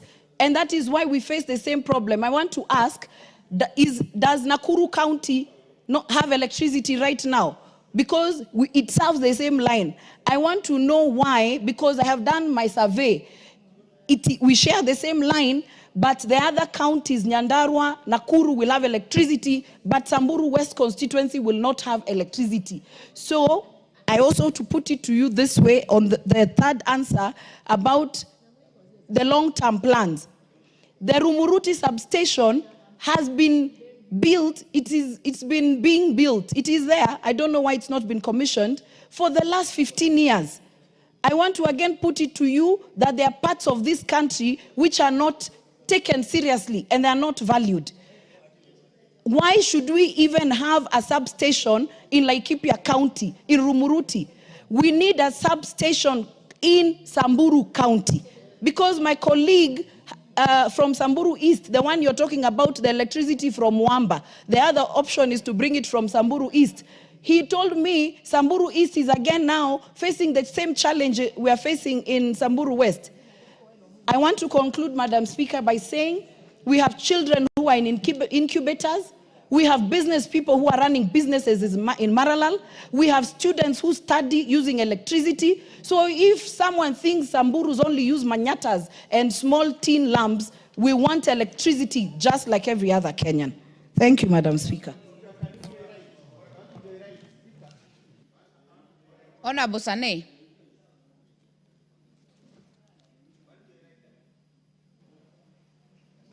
Madam Speaker, Kenya Power and Lighting Company is a public company. I can't understand what exonerates them from negligence when there are outages. From the statement read by the committee, it's like KPLC is not responsible for anything they do occasioned by outages resulting from their negligence. Why should that happen? People of Samburu deserve the right for compensation if there is any negligence on the part of KPLC. Why should such a statement come from such a company? Honorable Oundo. Honorable Speaker, sometimes we say the rich also cry. Honorable Speaker, the reader, whoever has represented the chair happens to come with the same county like mine. And whenever, Honorable Speaker, it drizzles, not stop even raining, when it drizzles, almost the entire Busia County, power goes off. Almost the entire Busia County, power goes off. I hope as he has read a false statement, a misleading statement, he will also, when they come to rectify the statement, he will also raise the issue of Busia and never ask. Honorable Oundo, you know you can raise the issue of Busia. Even no, I'm sending him because he's a member of his ranking, he's a senior member of the committee. Do not cast aspersions on your colleagues. No, so I'm just saying, when the cabinet secretary is coming or the permanent secretary is coming, principal secretary is coming to answer, I hope I'll be aware so that we also pick up the issue of intermittent power failure in many of the outlying areas of this country. Most of Busia County and Funyula constituency as a whole. made your point. And I know it extends to Honorable Kenya as well. Owen. Thank you. Honorable Owen. I want to speak as a member of Kilifi North, Honorable Speaker. And I want to say this. You know, it is time that we allow competition in the energy sector. That this Kenya Power is the reason why we do not have power. Because of the monopoly that they have. And they behave the way they do and give us that kind of replies to this House just because they are a monopoly.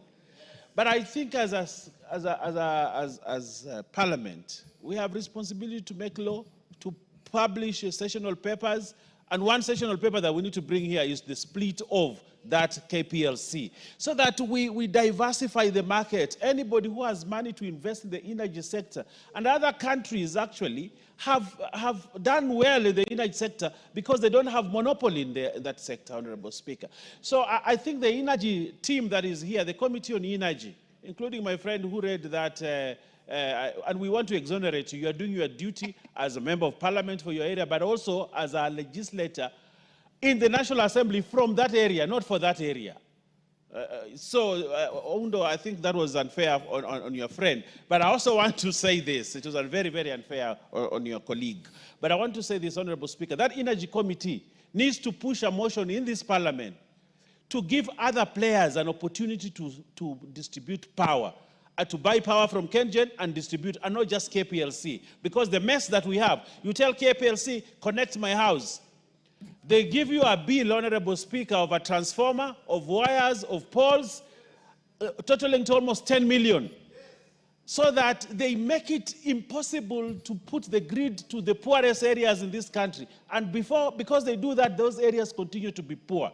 Honorable Speaker, as a House, I think, and I want to challenge the committee, please bring a sessional paper to this House so that we allow other players who have resources and money to distribute power and not just KPLC. I support you, Honorable Lesuda, and the fate that your people suffer, the same fate that my people suffer, whether I'm in government or not. But I say, put electricity in this village. Thank you. Wait a minute, the reason I've given many joyriders is also because you also speak for Gilgil, which has the same problem. Yes. So I want to speak for Gilgil, Honorable Speaker. We must split. We must monopolize KPLC. I think Honorable Owen has actually concluded it. Energy Committee, this statement is not up to standard. Can you commit to do better than you have done? Specifically on Maralal, before you bring the global issue. Thank you, Honorable Speaker. I actually undertake to go back to my committee and discuss this matter further. But Honorable Speaker, allow me to add this. I have one member who is present. This issue of power and the way Honorable Undo has pointed out, I also come from Busia County. We are equally affected. And the issue that the Honorable Insula raised is the issue of the substation that the ministry is saying that they are constructing, and the Honorable Insula is saying the construction is endless. Honorable Speaker, perhaps I may urge this House, because if we can allocate more resources to this particular energy ministry so that we can have more substation, because this is an issue as a committee we had with the minister, and the only response they had was that they don't have resources to build enough substation in the country. On the issue of liberalization of Kenya Power, I support the sentiment by the Deputy Majority Leader. That one is a debate that we are having in the committee, and very soon we'll bring something to the floor of the House so that we can open up the energy sector. On the issue that was raised by Honorable Senei, I think, let me clarify, on the issue of compensation on the constant outages. It's not that we are talking about people affected maybe by the destruction of their property by the cost through the outage. We are saying that those power blackouts, if their business person was supposed to do business and there is no power within 24 hours or 12 hours, it becomes very difficult for Kenya Power, for sure, to compensate the entire the business community in the entire country. But all the sentiments raised will go back as a committee, look at them, and come back in a better response. Thank you, Honorable Speaker. What time? Specifically to give us when we after recess. Yes. Give us after recess, Honorable Speaker. Honorable Naisula. Speaker, I was going to propose something different, and it will be to your discretion. Looking at the interest that members have on this matter from their areas, Madam Speaker, we should not leave it to the committee. We should engage the CS on this particular matter so that they can answer us, so that instead of blaming Honorable the chair or Mulanya, we should actually have them come here and answer the questions, because you can see the interest is a lot from different parts of the country. But thank you for your direction. Thank you. Yeah. I think we will give the committee a chance to bring that next week, first of all. But I think the chair can still make interventions, even without coming to the floor, to sort out the immediate problem in Maralal. Honorable Mulanya, good? Thank you. Honorable members, before we go to, before we go out of, we get out of this order, I will indulge Honorable Mwenje. You are not here. You are not here when we had the request for statement, so you will take your take on your statement. Thank you, Honorable Speaker. Apologies, I wasn't there on time. The statement was being finalized at the time I was called out. Honorable Speaker, this is a request for a statement regarding resource deployment strategy in new administrative units in Nairobi County. Honorable Speaker, pursuant to the provisions of Standing Order 44-2C, I rise to request for a statement from the chairperson of the Departmental Committee, Education, regarding resource deployment strategy in newly formed administrative units in Nairobi County. Honorable Speaker, in November 2024, the government established new administrative units within Nairobi County, including some in Embakasi West Sub-County. These demarcations fundamentally alter the administrative landscape for service delivery, including provision of critical education services. The effective and equitable provision of education, encompassing teacher allocation, infrastructure development, and distribution of learning materials, is intrinsically linked to these administrative boundaries and the demographic realities within them. Failure to create an effective deployment strategy may lead to uneven distribution of educational resources, potential strain on existing facilities in some areas, and inadequate service provision in others, ultimately impacting the quality of education for our children in Nairobi. Honorable Speaker, it is against this background that I request for a statement from the Departmental Committee on Education on the following. 1, a comprehensive report on the steps taken by the government to provide adequate resource deployment strategies, including allocation of teachers, school infrastructure development, and distribution of learning materials to public schools within the newly established administrative units in Nairobi, especially in Embakasi West Sub-County. And 2, specific measures and timelines that the government is putting in place to ensure educational resources are equitably and adequately distributed to serve the needs of the population within these new administrative units. I thank you, Honorable Speaker. That will go to the Committee on National Administration? No, Education, actually. Okay. Honorable Gisairo. We should be able to respond immediately. We resume from recess on that first week. It is well. That will be good time, Honorable Mwenje, unless you are disputing.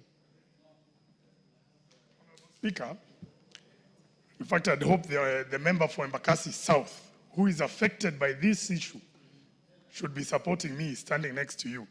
Honorable Speaker, if we can get assurance from the department, from the Honorable Gisario, that they will not recruit new teachers or do anything new until we get a response. Otherwise, we are the people who stand to suffer, because we have new sub-counties and we are still being treated as though we are just one sub-county. This Embakasi West, Embakasi East, Embakasi North, Central, we've all been grouped into one, and that means we are unfairly treated because nobody is recognizing that things have changed. You are debating the statement. Honorable Mawathe, unless you are adding anything more useful to add to Honorable Mwenje. Thank you, Madam Speaker. Madam Speaker, it's important that this committee of education really deals in devils into that, because there is need. There is no way you can have four sub-counties, 3 of which are the third, the fourth, and the fifth largest in population in the country, lumped together. And when the issues of recruitment of teachers comes about, then you find you are given as one sub-county to recruit 8 teachers. So it's important that, Thank you. that the Energy Committee handles that. So immediately after we resume from recess, I know there are members who are waiting on Abudonya with pending statements. Madam Speaker, not pending statement, but answers to my statements. I have 3 statements which have not received a response for like 2 months.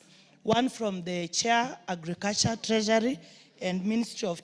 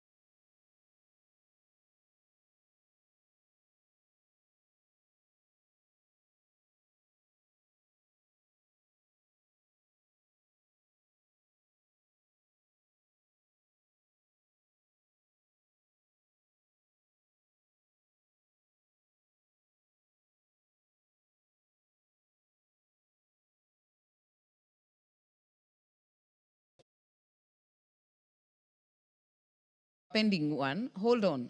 But there is a pending statement from Honorable Donya in the Trade Committee. If it's not there, Owen, Honorable Owen, the Committee of Trade has a pending statement for Honorable Donya for quite some time. Okay. I'll advise the chair, Shinali, Marianne, oh, she's not here too. So I'll advise the chair, Honorable Speaker, so that we have the statement the first week after recess. But we also have next week. You have a whole of next week and Tuesday on so 20th. I want to request next week that the matter be put for next week, Tuesday. Yes. So that she can get a statement so the people of Kisii can be very, Very well. happy. Thank you. Honorable Sanei. Madam Speaker, I made a request to the Committee on Administration and Internal Security on the disappearance of one Hussein Abdurrahman Mohammed on 8th July 2025, a former Assistant County Commissioner and currently the Huduma Center Manager for Wajir County. He is missing for 30 days, Madam Speaker. The committee promised to give a statement, a response, today, Thursday, and it did not appear on the order paper. Missing people and their families are entitled to safety and protection, Madam Speaker. Their families have a right to be responded to and to be informed on the fate of their missing loved ones, Madam Speaker. Madam Speaker, even in cases of forced disappearances where Kenya has ratified an international convention, just in case it is there, there is an obligation on the government. Madam Speaker, we are speaking for the sovereign, the owners of the country, the citizens. When a sovereign is missing for 30 days, more so a civil servant, we only enjoy delegated power, and the national executive enjoys that delegated powers on behalf of... Thank you. Let us hear from the committee first, why it hasn't come. Committee on National Administration, member? If no member, Deputy Leader of Majority?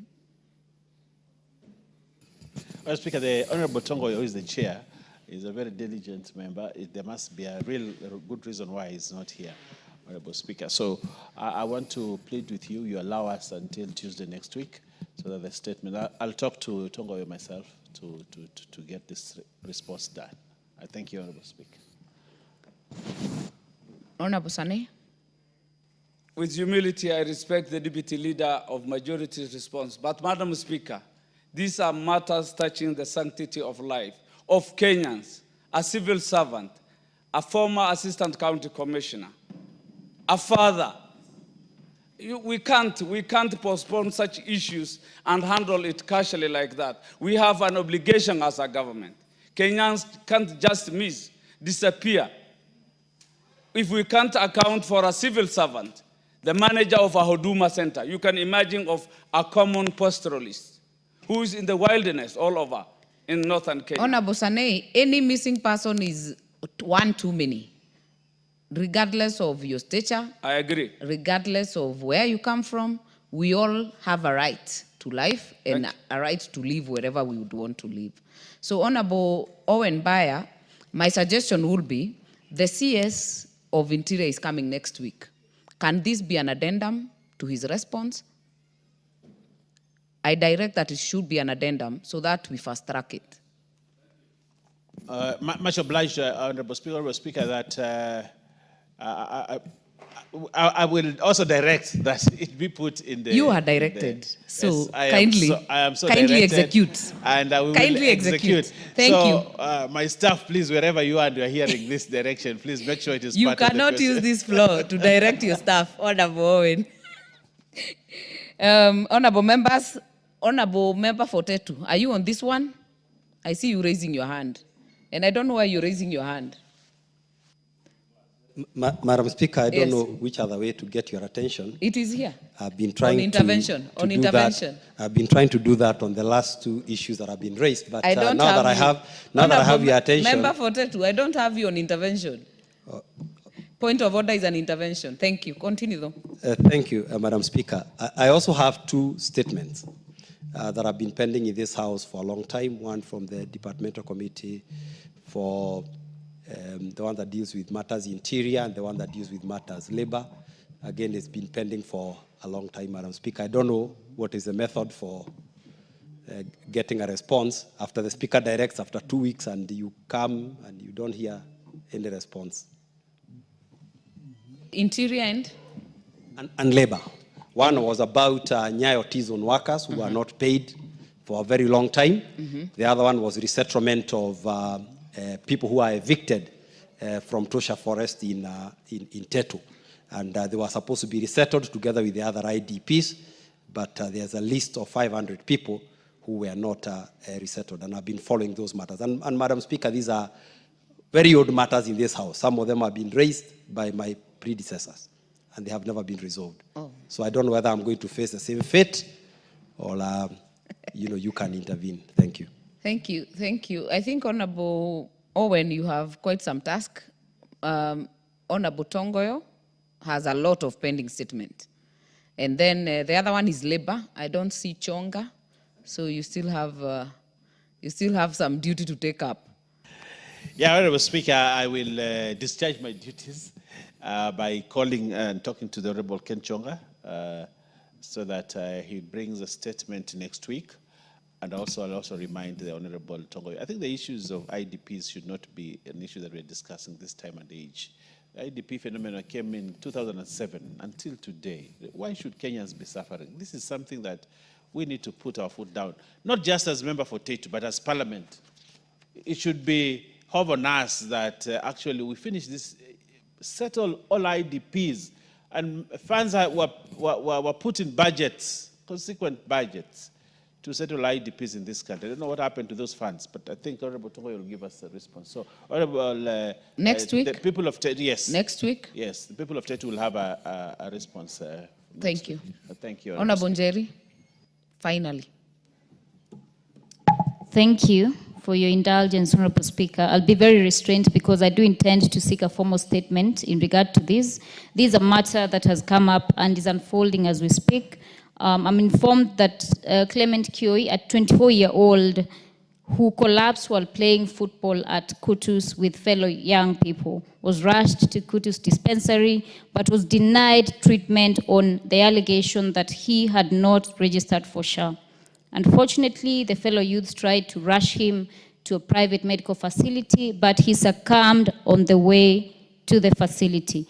Honorable Speaker, we were discussing Kara here yesterday, and as county governments are demanding for further allocations, we do know that healthcare is now devolved. They should not be failing the people of Kirinyaga County. As I pass my condolences to the family and urge the residents of Kutus and by large Kirinyaga County to be restrained and calm, we also must have a thorough investigation, and the person responsible for denying Clement access to urgent medical attention must be held culpable. Thank you. Thank you. I have indulged you, but you know that statement is not filed. So if you want to follow the procedure, do the right thing.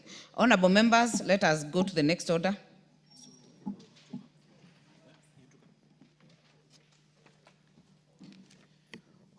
Order number 12, motion, consideration of nominees to 5 National Government Constituency Development Fund committees.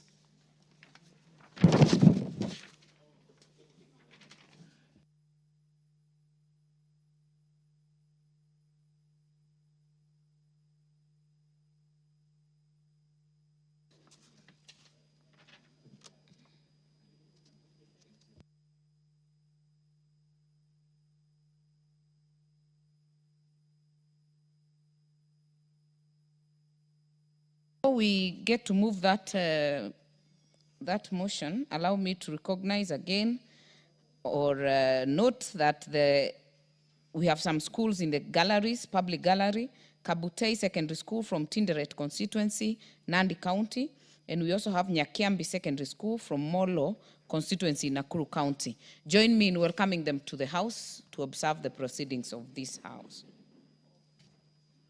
This is meant to be moved by the Chairperson Committee on National Development Constituencies, National Government Constituency Development Fund. I am in receipt of a communication that it has been delegated to Honorable Clive Gisairo to move. Thank you, Honorable Speaker. I beg to move that this House adopts the report of the Committee on National Government Constituency Development Fund laid on the table of the House on Wednesday, 6th August 2025, and pursuant to the provision of Section 43(4) of the National Government Constituency Development Fund Act, Cap 414A, and paragraph 5, 2, and 10 of the National Government Constituency Development Fund Regulations 2016, approves the list of nominees for appointment to the following 5 constituencies, committees of the National Government Constituency Development Fund. Number 1, Isiolo South Constituency. Number 2, Lunga Constituency, 1 member, which was an amendment. Number 3, Kuria West Constituency. Number 4, 1 member, Homa Bay Town Constituency, also was an amendment. And Kitui South Constituency. Honorable Speaker, it is important that we have all these committees in place because we're in a new financial year.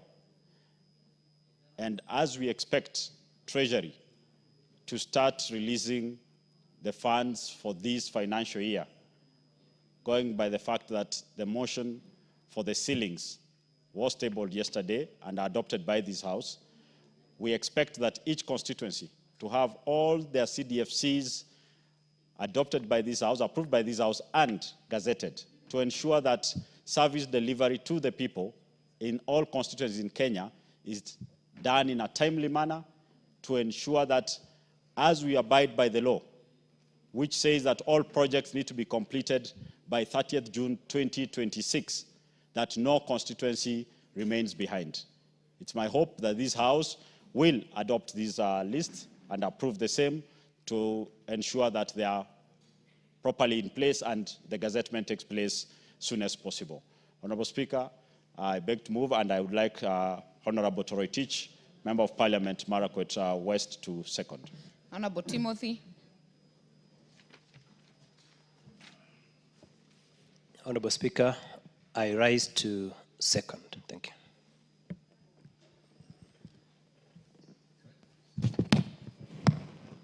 Honorable members, I therefore propose the question that this House adopts the report of the Committee on National Government Constituencies Development Fund laid on the table of the House on Wednesday, 6th August 2025, and pursuant to the provision of Section 43(4) of the National Government Constituency Development Fund Act, Cap 414A, and paragraphs 5, 2, and 10 of the National Government Constituencies Development Fund Regulations 2016, approves the list of nominees for appointment to the following 5 constituencies committees of the National Government Constituency Development Fund.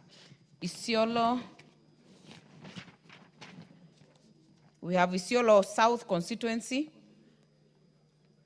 we have Lunga Lunga Constituency, Kuria West Constituency, and Homa Bay Constituency, Homa Bay Town Constituency, and Kitui South Constituency, and the names are as in the order paper.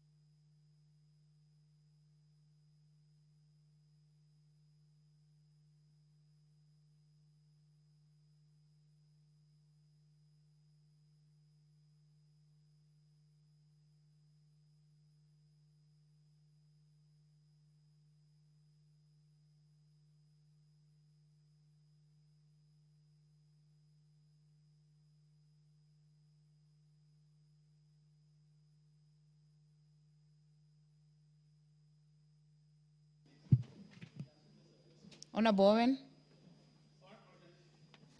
Honorable Speaker, it's very important, Honorable Speaker, that the CDFC committees are in place to ensure implementation of the projects as approved and funds disbursed. But also, Honorable Speaker, I want to note with pleasure that for the first time we have all the money that is owed to CDFCs given, all of it, including the balance from previous year. I think we need to commend the chief at Treasury, the Honorable John Bahari, for a good job, and the Treasury people for a good job. I think for the first time we have all the money coming. And I think I also want to commend the chairperson, Honorable Sirma, and the young Clive Gesairo. I think you'll make a good leader as you progress in your second term. The people of your constituency should consider you for a second term because you're doing a commendable job. And one day you'll also become a majority leader. And I pray for you for the good job you're doing for CDF. But also I want to underscore the importance of CDF in our constitution. I have seen and are perturbed actually that when we approved the amendment to the constitution, that there are people who are actually going to court to block the putting of the CDF in the constitution, Honorable Speaker. I think if there is a fund, in this country that works, that even my good friend, Dr. Makalu Muli, agrees with me. If there's a fund, and when he becomes governor of Kitui, if he becomes, he will not go there and turn around and fight CDF and take CDF to court. Because CDF has actually shown that we can transform this country. The education sector in this country has been transformed through CDF. If there was no CDF, Honorable Speaker, the people of my constituency would not be having schools. If there was no CDF, Honorable Speaker, there would not be a chief's office in my constituency, Honorable Speaker. So as we approve these names and push for the entrenchment of CDF in the constitution, Honorable Speaker, we want to thank the people who are behind that force. And we want to thank the people in that parliament, I don't know whether it's the 7th parliament or which parliament, that actually gave birth to the idea of CDF. Honorable Speaker, I support Honorable Clive and the report he has presented and request that these names be gazetted as fast as possible so that these members can start their work to implement the projects that have been proposed. I thank you, Honorable Speaker. And Very I well. support. Honorable Makali Mulu. Yeah, thank you. Thank you, Honorable Speaker. Honorable Speaker, I also want to support the names for the board members. And it's important that Kenyans know that these are the people who actually are in charge of NGCDF. And it's not the honorable members of parliament. Honorable members of parliament are just patrons. So these are the people who go through the proposals. These are the people who conduct public participation to identify what is to be funded. And these are the people who release the money to the project management committees for implementation. These are the people who also follow up and make sure that whatever has been planned to be implemented is implemented.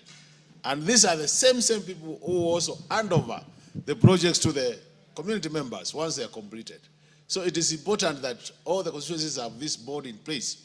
And that's why I'm so happy when I hear 5 now additional boards have been are going to be approved by the House so that they can be gazetted. But as majority leader said, Honorable Speaker, it is important, and we have said it many times, if there is a development model which works in this country, it is NGCDF. The approach to development through this NGCDF, Honorable Speaker, has been assessed not only by us, but by external evaluators, that it is the best model to implement. How I wish, instead of saying we do away with the CDF, we would be saying this model should be adopted by the county governments, and if possible, the model should also be adopted by the national government when it comes to development projects implementation, because that will help the country. But you see what is happening, Honorable Speaker, there is a lot of undercurrents in matters NGCDF. Some people think that this money is pocket money for members of parliament. Far from the truth. The truth is, this is one of the programs which has touched the lives of Kenyans, more so through the education sector and the security sector. And of late, Honorable Speaker, the environmental sector, where a lot of resources have now been pumped to the environment so that we try to mitigate the issues of climate change. So, Honorable Speaker, I support, and I want to urge everyone in this country to ensure that if the members of parliament are not going to be part of the NGCDF, that NGCDF remains, because it is of huge benefit to Kenyans. I do support. Mwangi from Teto, are you on this? No.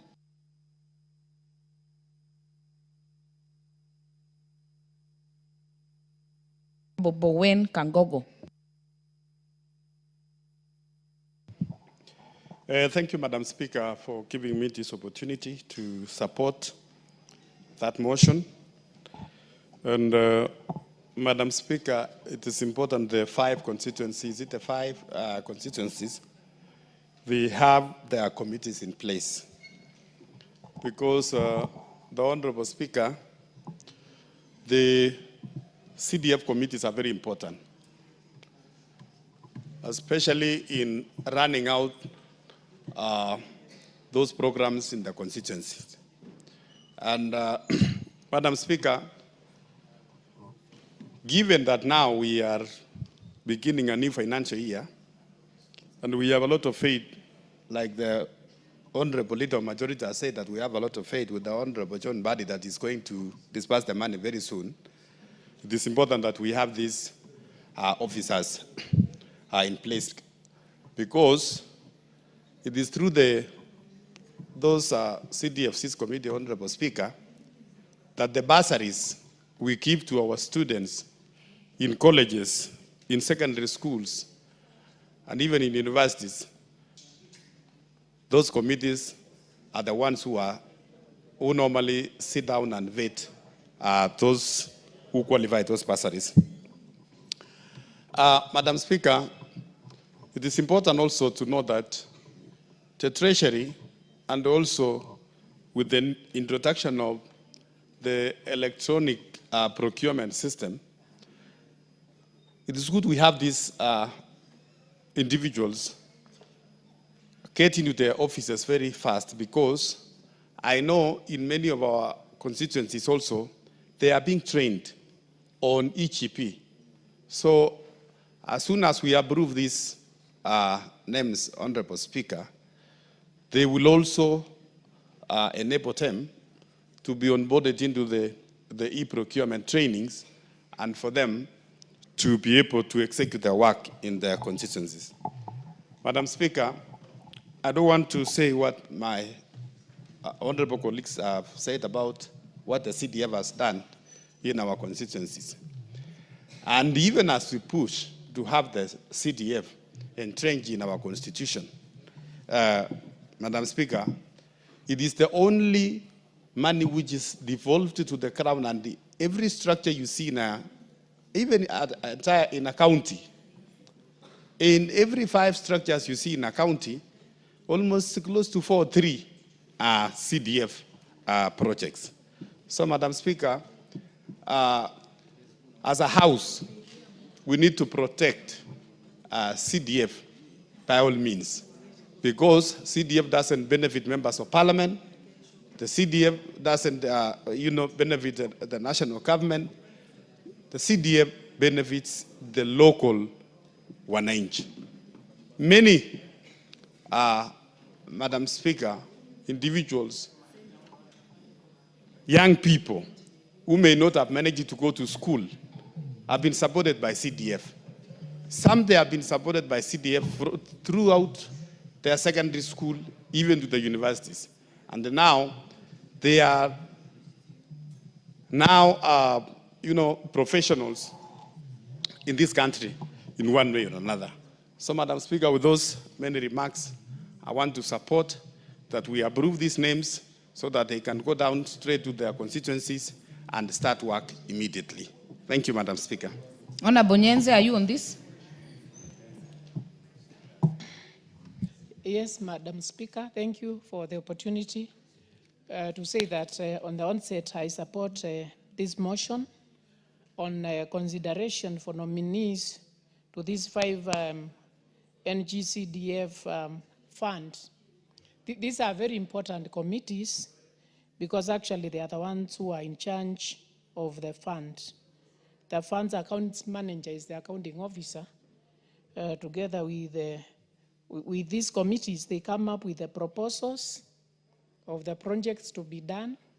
They are the ones who are in charge of training the PMCs, that is the project management committees.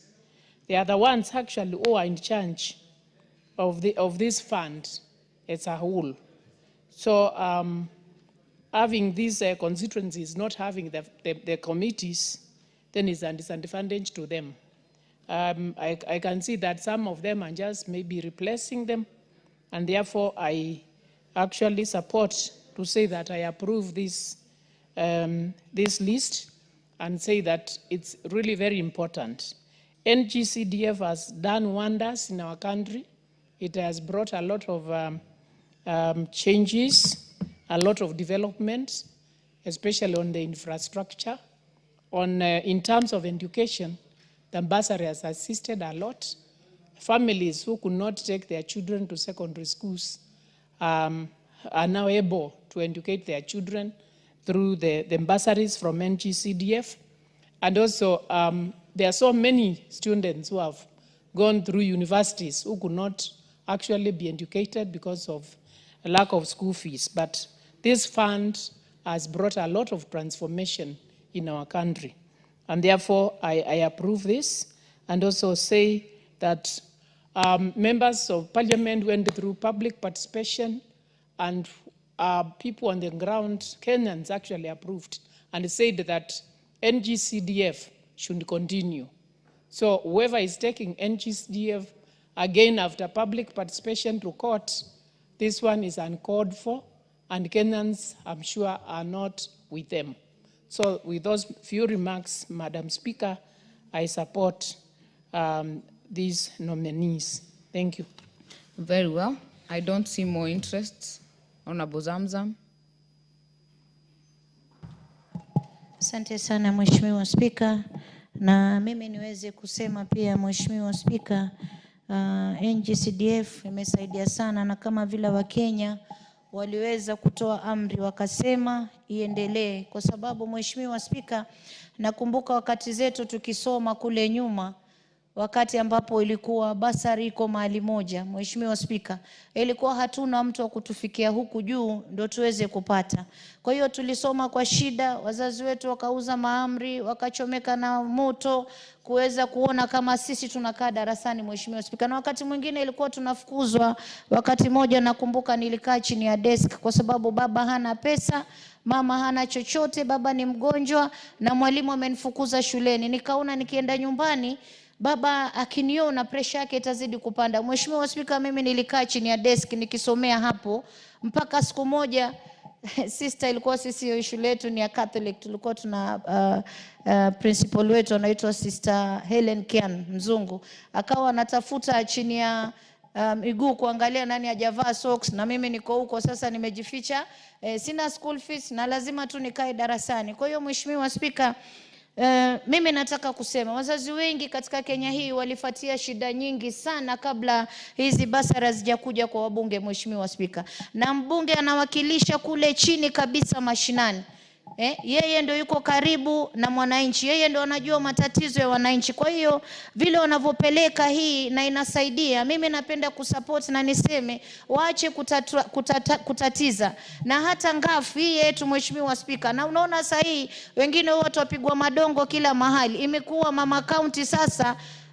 Kazi ambayo anafanya watu wanauliza hii ilikuwa wapi siku zote? Manake tunafika mashinani, tunatoa empowerment, kina mama wanang'ara na biashara, vijana wanang'ara na empowerment. Yani mambo yanaenda mazuri. Wengine tunajenga GBV center ambayo kwamba muda mrefu pia haikuweza kujulikana kuwa sehemu fulani, na matatizo weze kuwekewa sehemu kama hizo. Kwa hiyo Mheshimiwa Spika, mimi nataka kusema hizi fedha ama funds za NGCDF na ngafu watu waache kututatiza, manake sisi tunataka tu huduma ifike chini. Magavana wafanye kazi yao, maseneta nao wafanye kazi yao, manake kule seneta sasa imekuwa hao ndo wanakuwa wanasulubu wa Kenya. Wakenya wakizungumza hivi, ikipita bunge ikienda kule wanazungusha upande huu. Sisi tunasema hatuna vita na masenators, kila mmoja aangalie kazi yake na kila mmoja aeke ile matakwa ya wananchi katika moyo wake. Manake hata hao magavana tukiwapa pia tunajua kazi yao wanafanya kazi gani. Waangalie hospitali, waangalie barabara, waangalie ECD schools,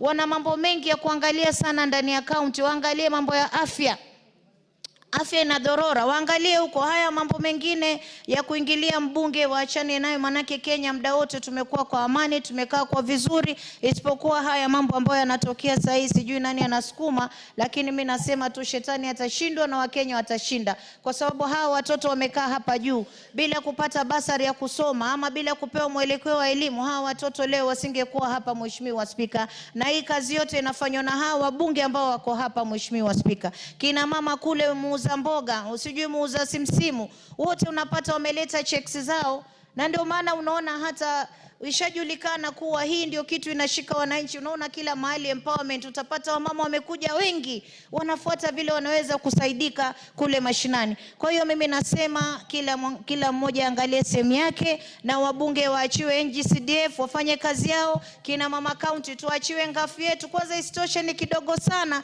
hata tuongezewe, manake hii imeshika kila mahali. Kina mama county 47 ni 4 billion peke yake, lakini unapata kuna mtu mahali tu nasikia kiwaru tu inamuuma, inamsokonyoa tu. Kwa nini anapewa? Kwa nini wanafanya hivi? Kwa nini nawasongeza? Kwa hiyo Mheshimiwa Spika, mimi nasema tuachwe na funds zetu. Asante sana Mheshimiwa Spika. Mheshimiwa Zamzam, sijajua kiwaru kama ni lugha ya bunge. Mheshimiwa Spika, wanasokonyoka, wanakulika ndani ya moyo. Yani inawauma kuona sisi tukifanya kazi, Mheshimiwa Spika, ndio kiwaru. Asante sana. Before I give ukiweza kupeleka iwe kikiviazi haikui sawa, maanake inapotea. All right, honorable members, before I give the mover to reply, allow me to recognize again in the public gallery, we have Blessed Alamano School from Likoni constituency, Mombasa County. And in the speakers gallery, we have Golden Elite School from Kisumu Central in Kisumu County. I join all of you and I join members to welcome all these children and all these learners to observe the proceedings of the House. Mheshimiwa Zamzam, bado hujamalizana? Umeshaguza watoto wako? Haya, dakika moja. Asante sana Mheshimiwa Spika, na mimi niweze kuchukua fursa hii niweze kuwakaribisha watoto wangu ambao wanasoma katika shule ya kutoka Likoni. Mimi ni mama county wenu. Nataka niwaambie elimu ndio msingi wa maisha. Asikusumbue mtu, asikudanganye mtu, kama tunavyosema nyumbani, don't touch hapa kwangu, wapi hapo, hapa kwangu. And we show hizo sehemu zote, kwa sababu ukikubali ushikwe hapo utaacha masomo, utapotea njia, hautakuwa hapa bungeni kama mama county. Kwa hiyo mimi nawaomba someni kwa bidii. Kama kuna matatizo yote ambayo mnayo, ofisi ya mama yenu iko wazi. Walimu ambao mmekuja hapa na wanafunzi, mimi nawapa nguvu sana na niwapongeze sana walimu kwa kazi nzuri ambao mnafanya. Kama si nyinyi leo, pia sisi wabunge tusingekuwa leo hapa bungeni. Kwa knowledge na elimu ambao mmetupatia leo, sisi wabunge tuko hapa tunapigania matakwa yenu ya kule mashinani. Kwa hiyo wanafunzi, kesho kutwa nataka kuona mama county ama MP ametoka katika hii timu ambayo imekuja hapa leo kuangalia vile tunavyoendeleza bunge. Asanteni sana na Mungu awaregeshe nyumbani salama. Aya, yametosha basi. Aya, Mheshimiwa Gisairo. Thank you, Honorable Speaker. I think taking into consideration the great contributions by all the members in this House on the importance and significance of NGCDF, it is important. However, I would like to just take a shot on our majority leader, Owen Bayer. I heard him say that 100% of the funds have been disbursed. Honorable Owen, you know, we are in a different financial year. We cannot be talking about the last financial year. We need to be proactive. Actually, we need to start knowing why Treasury is late in disbursing the first quarter funds for this financial year. As per the Act, actually, the money is supposed to be sent in the first month, that is July, because the committees do not pay for the work after, right? The money has to be there for the committees to start working. So for this financial year, we are actually currently running behind schedule. And we would like to request that Treasury, as we do our part as Parliament, they also do their part in a timely manner so that we move this country forward together. Honorable Speaker, I beg to reply, but Honorable Speaker, pursuant to Standing Order 53.3, I beg we defer putting the question. Very well, we shall defer the putting of the question the next available time. Next order.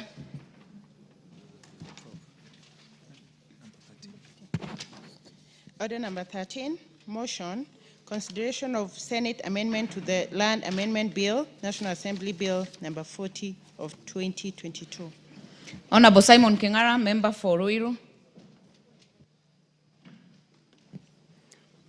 Thank you, Madam Speaker, for giving me this opportunity to move the following motion that the Senate amendment to the Land Amendment Bill Land Amendment Bill, National Assembly Bill number 40 of 2022 be now considered. Madam Speaker, we have been following on this bill here in the National Assembly. It went to Senate. It has come back to us with an amendment. And Madam Speaker, I'm in agreement with the amendment because actually the amendment is enforcing of gazettement of what is in the clause 3 of the bill, whereby the Senate proposes that the registration be gazetted, and it is in order noting that we are dealing with public land, because the matter is touching public land. It is important when you touch public land, the general public should be notified. And one of the ways of notifying the public is going to the gazettement, whereby through gazettement and the timing of the gazettement, we can use it as a relevance when we did a legislation, Madam Speaker. Noting that people might maybe disagree with the registration, and when you have pulled and pushed the matter all the way to gazettement, it shows that it has followed the due process of making an amendment through the National Assembly and Senate.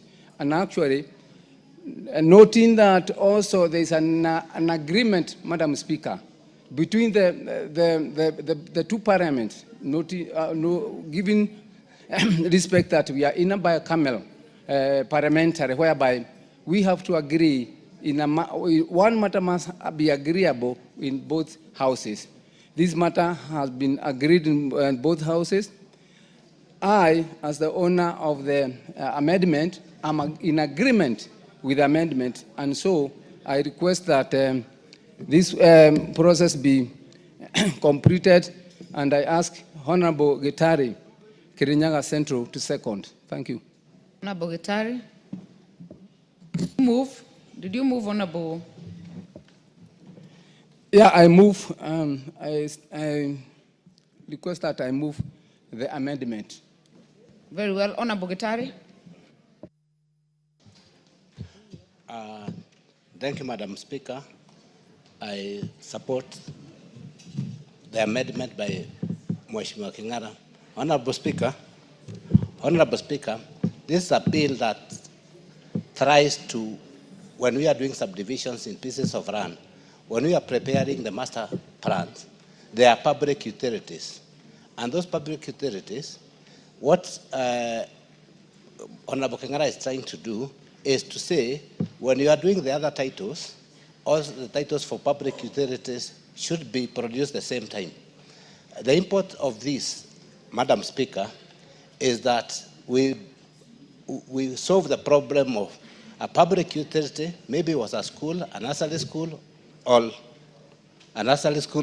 any other utility. Madam Speaker, even after, if it's a school, Madam Speaker, when it is done, the title goes to PS Treasury. So I support, and it is very timely, and congratulations, Honorable King'ara. You are to second. I second. Very well. Honorable members, I therefore propose a question that the Senate amendment to the Land Amendment Bill, National Assembly Bill number 40 of 2022, be now considered. Before I indulge members, allow me to recognize in the public gallery Aremi School from Molo constituency, Nakuru County, Tumaini School from Molo constituency, Nakuru County. I take this opportunity to welcome them to the House to observe the proceedings. If you intend to speak on this, use the intervention.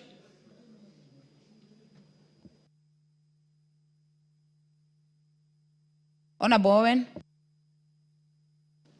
Yeah, I want to join the Honorable King'ara and congratulate him for his work around this issue of public land. Honorable Speaker, I want to inform you that the Honorable King'ara and I in the 12th Parliament served together in the Committee on Lands.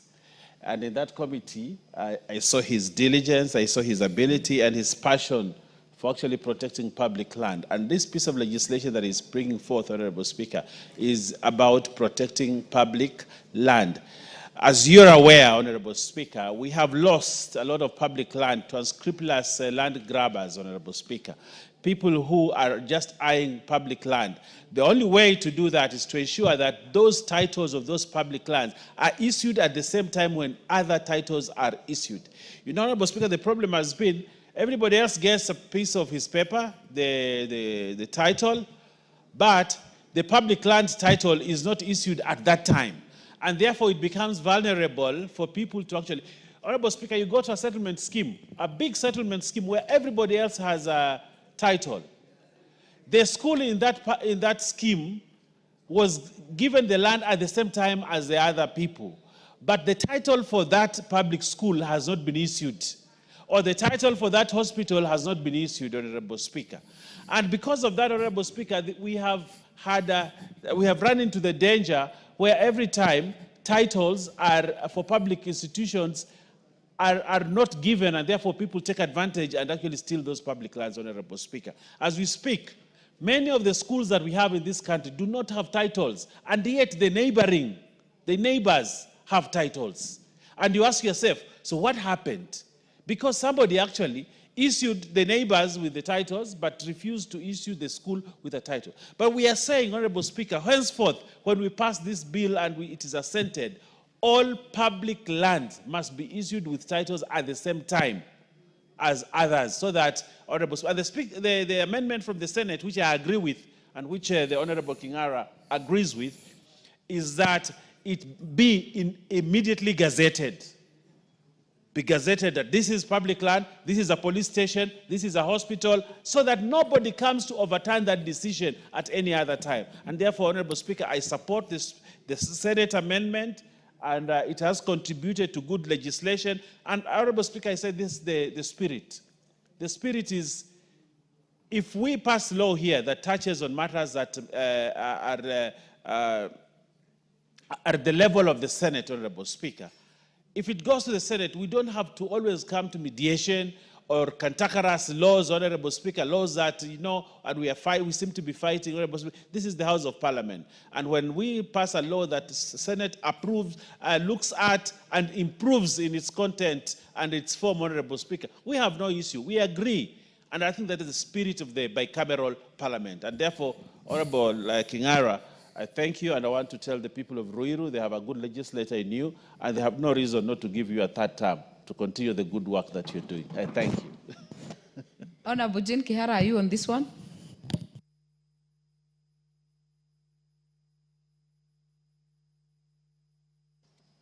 Give her the microphone. I'm here. Thank you very much, Madam Speaker. I also rise to support the amendment by the Senate. I served with Honorable Kingara in the Lands Committee, and I know he has been at this for the longest. Madam Speaker, as we talk now, there is a land of my Mahiu Girls Secondary School. Everybody in the neighborhood knows that that land was for the school. But somebody has gone to lands, he has gotten a title, so now the school is fighting over that land. Suppose that title was given when the subdivision was being made, or when the school was going to get that title. So this is very, very important. We have seen even the land buying companies, when they leave public facilities, eventually the same directors, because they know where they left these pieces of land, they go back and subdivide them or grab them. So this is a good law, and I support it, Madam Speaker. Thank you very well. Honorable Makali.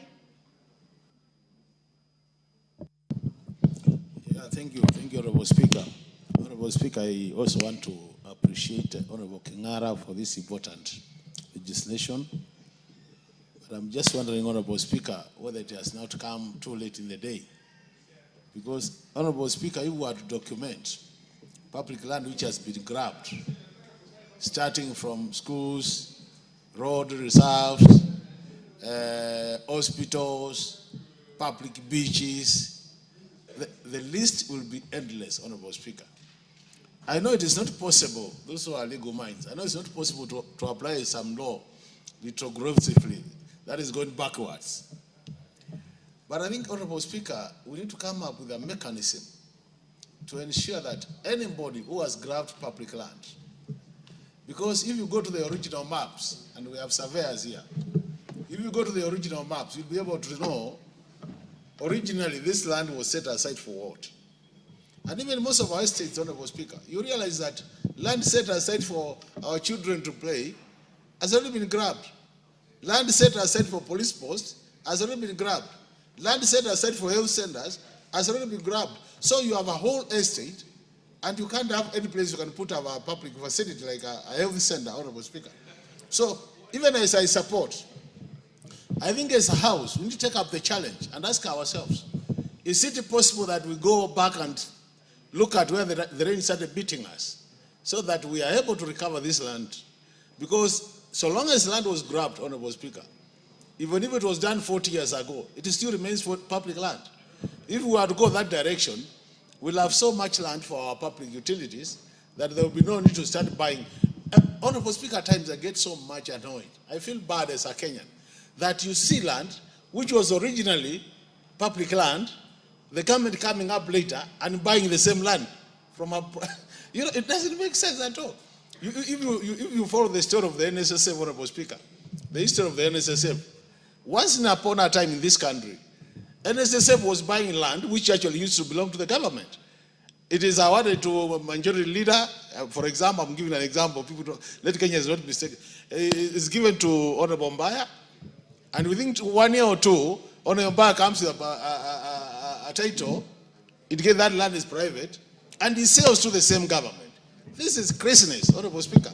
And that's why we are saying, I think this law, we need to support it, but even after becoming an act of parliament, I don't know that we need to set a special committee to look at these matters, although I'm sure it is going to be a very hot potato, but this is the way I would want us to go, that if you grabbed public land at any point in the history of Kenya, let the land go back to the public so that Kenya can sell some of this land and make money. We can actually sell this land to individuals and then pay our public debt. We'll be helping this country. And I'm sure you can pay our public debt if we are to recover all the land and sell to private individuals or private companies, Honorable Speaker. With those many remarks, I support. Very well. Before I come to Honorable Kingara, I'll indulge you, Member for Molo. You have had very many students come today, so I'll give you 1 minute.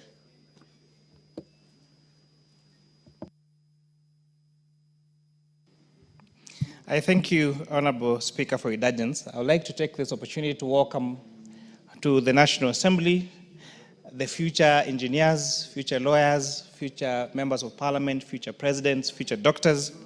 And these are the great students of Remi Primary School, Nyakembe Secondary School, and Matumaini Primary School to observe the proceedings of this House.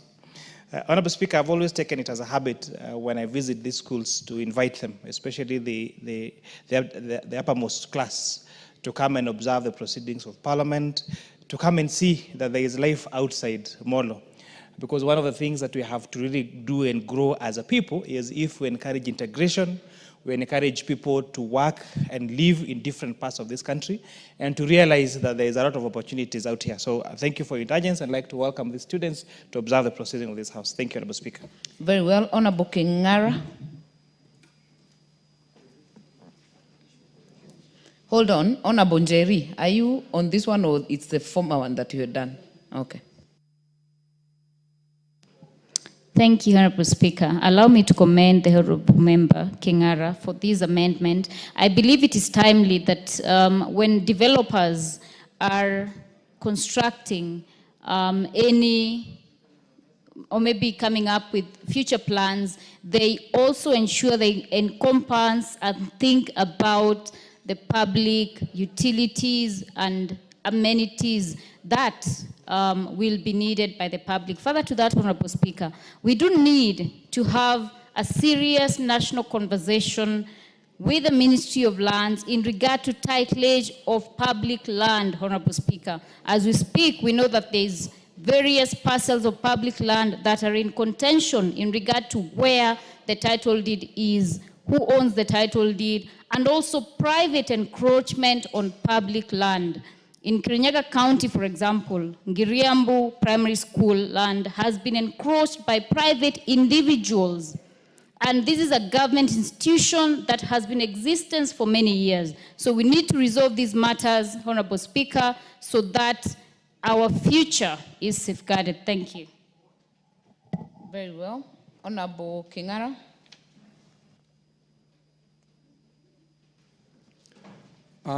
Thank you, Madam Speaker. But pursuant to the provision of Standing Order 53.3, Madam Speaker, I request deferment of putting of the question on this motion. It is assented to, and honorable members, order number 14 was subject to the decision of order number 13, so we will go to order number 15 and defer this for another day.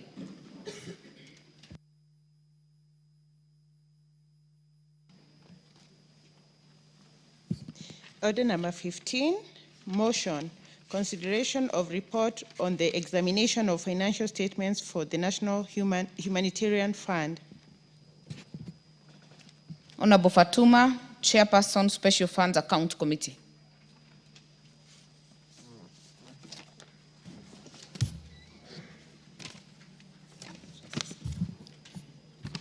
Thank you, Honorable Speaker. Honorable Speaker, I beg to move that this House adopts the following audited financial statements for National Humanitarian Fund for the financial year 2020-2021, National Humanitarian Fund for the financial year 2021-2022. Honorable Speaker, the committee received oral and written submissions from Mr. Raymond Omolo, the Principal Secretary, State Department, Internal Security and National Administration, and the accounting officer of the fund, regarding the audited financial statement for the financial year 2020-2021 and 2021-2022. The submissions formed the basis of the committee observation findings and recommendations. These are also contained in the minutes and answered reports of the committee proceedings. Honorable Speaker, in preparing and developing this report, the committee relied on the constitutional and legal provisions on the public finance management and other enabling legislations as the basis for inviting the accounting officer of the National Humanitarian Fund to respond to issues raised by the Auditor General, as well as the additional information submitted on the administration and performance, financial and non-financial, of the fund, to come up with general recommendations geared towards effective management and operations of the fund, as well as improved accountability and financial reporting.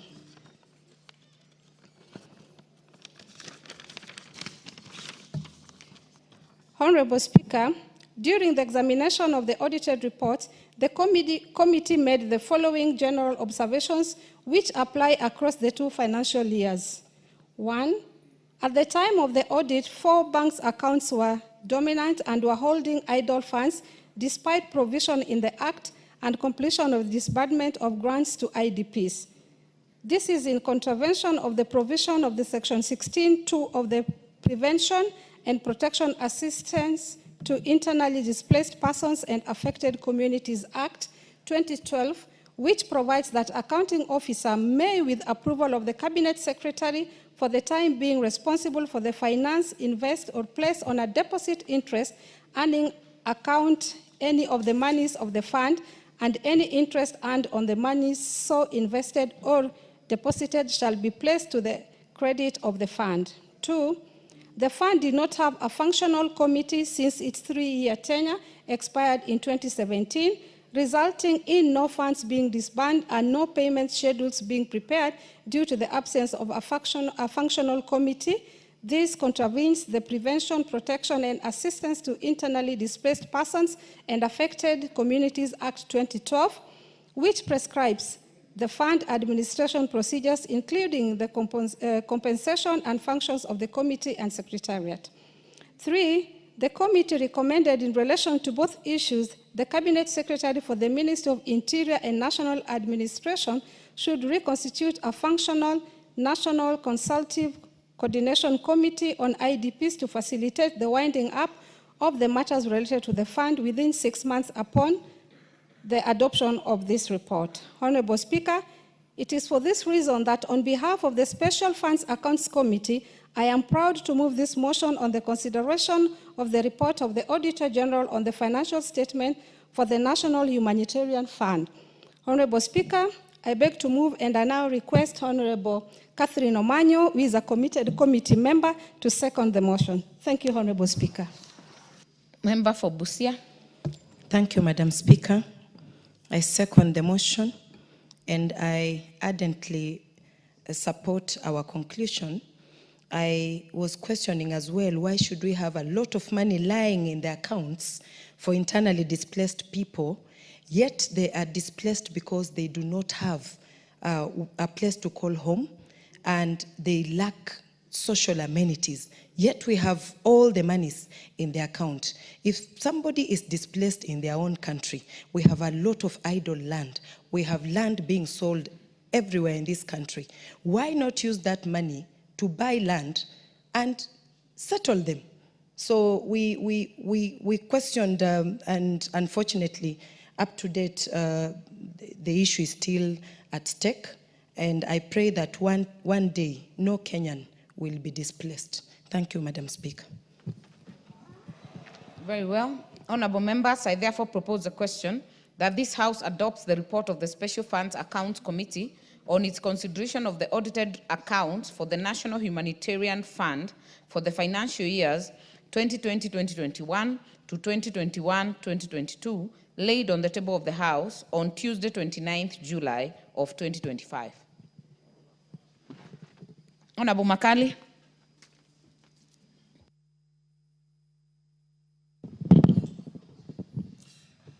Yeah, thank you so much, Honorable Speaker.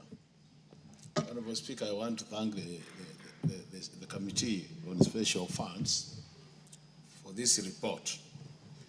The report is looking at the National Humanitarian Fund. And as I've listened to the chairperson moving this bill, Honorable Speaker, I was asking myself very many questions. This is a humanitarian fund, which means it's supposed to be having a lot of human rights issues in it. And you hear that money has been in that fund for over the years, and the money is not being used. And now they are recommending that we form a committee, or the minister forms a steering committee to determine how the funds can be used. Now, this report is for 2021-2022, if I've listened well. Today we are in 2025. Does it mean for the years between 2023 up to date, Honorable Chairperson, the money is still in the account? Is that the implication? Or does it mean then the 6 months you are giving, are they from the date of your report, or are they for the earlier years? I would have wanted to see that clarification. Maybe when you are replying, you could educate Kenyans on that. But what is very critical, Honorable Speaker, is the fact that we have a minister in that ministry, we have a permanent secretary in that ministry, and they know the term for this steering committee expired. And unless the steering committee is there, Honorable Speaker, nothing can move in that humanitarian fund. So the question is, why does it have to wait all the way up to the Auditor General to pick that information and have a Parliament draw a recommendation to have that steering committee in place? For me, Honorable Speaker, these are the kind of things I'm saying. If as a country, Honorable Speaker, we have to develop and go far, we must demand accountability from officers who are in charge of these institutions. And unless we hold officers accountable, Honorable Speaker, for sure, this country will remain, we continue saying we have no money, we have no resources. Imagine, Honorable Speaker, we are borrowing money through the domestic market. This government is borrowing money through central bank, sale of treasury bills and bonds. And this is money lying there. So even if we didn't want to use the money for the displaced persons, this money the government would have used to do other things, and at the right time, refund the money back to the fund. But you can see, Honorable Speaker, we are borrowing money at a very high interest rate, and these are the resources. And that's what we have said, Honorable Speaker, many times, that it is important we have what we call a single treasury account. And the Honorable Minister for Treasury had promised that from July this year, we'll be having that account. I hope now the account is operational. Because if we had this account, Honorable Speaker, all this money lying in different accounts belong to different organizations and MDAs, Honorable Speaker, would be in a central place where Treasury can easily use the money. And when the time comes and you need the money, then the money is given to you. So these are some of the challenges the country are facing. And it is very hurting. You know, it disappoints, it discourages when you hear this kind of reports coming from our chairpersons, just stating the situation as it is. And you ask yourself, as a Kenyan, Is this the way we want to do our math? Is this the way we want to conduct our business? I'm sure, Honorable Speaker, we can't go this way and go far. So we need a serious shift in the way we do our things. And this can only come if the kind of reports I've listened to are implemented to the letter. So I think we need our Committee on Implementation and our majority leadership, because they're the people representing the government. These are the issues, these are the low-lying fruits we could pick as a country and move this economy to the next level. With those remarks, Honorable Speaker, I want to support and say that those recommendations given there, we should be able to track or monitor them so that within 6 months, whatever the chair has recommended is implemented. It's going to be good for this country. Thank you so much, Honorable Speaker. Honorable Fatuma. Thank you, Honorable Member, for your concern. Madam Speaker, I would like to put it across that the accounting officer, who is the PS, do not have the mandate to constitute a committee. It's upon the CS to put up a committee. And so it would be wrong for him to start giving out or doing payments or disbursement to any victim without a committee. A committee must sit down and pass that that person needs to be paid. Again, Madam Speaker, there is also an ongoing court case that some IDPs, could be true or not true, appeared and said the people who are being paid are not the true IDPs and they are the true IDPs, and the matter is in court. In such a scenario, even if the committee was there, how would the PS pay these people, yet there is a court case that is saying that they are not the right people to be paid, and there's a list of other people who claims to be the right people? It makes the work very difficult for the PS, and I'm not defending him. I'm saying as chair of the committee that this is the scenario, and this is what the Auditor General brought to our table. This is what members looked at, and we looked at it thoroughly. And for purpose of record, we called the PS twice. He appeared once. The answers were not satisfactory. We recalled him again. He answered the queries, and that is the position. At the moment, the money is still lying in the accounts because he cannot pay without a committee, and he cannot pay when a matter is in court. Thank you, Honorable Speaker.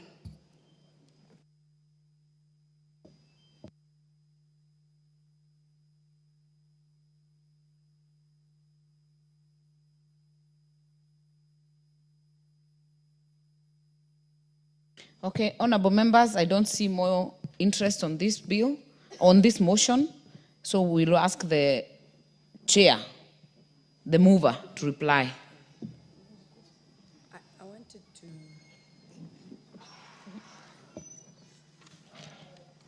Honorable member for Busia, you're the one who seconded. Yes, I wanted... So, you wanted to?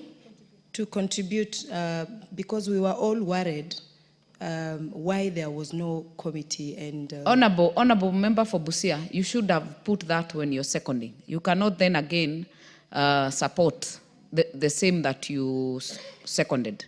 So let the chair use this opportunity if there is anything to put straight as you reply. Thank you, Honorable Speaker. I have done my part, but Honorable Speaker, in pursuit to the provision of Standing Order 53, 2.3, I request the deferment of putting of the question on this motion. Thank you, Honorable Speaker.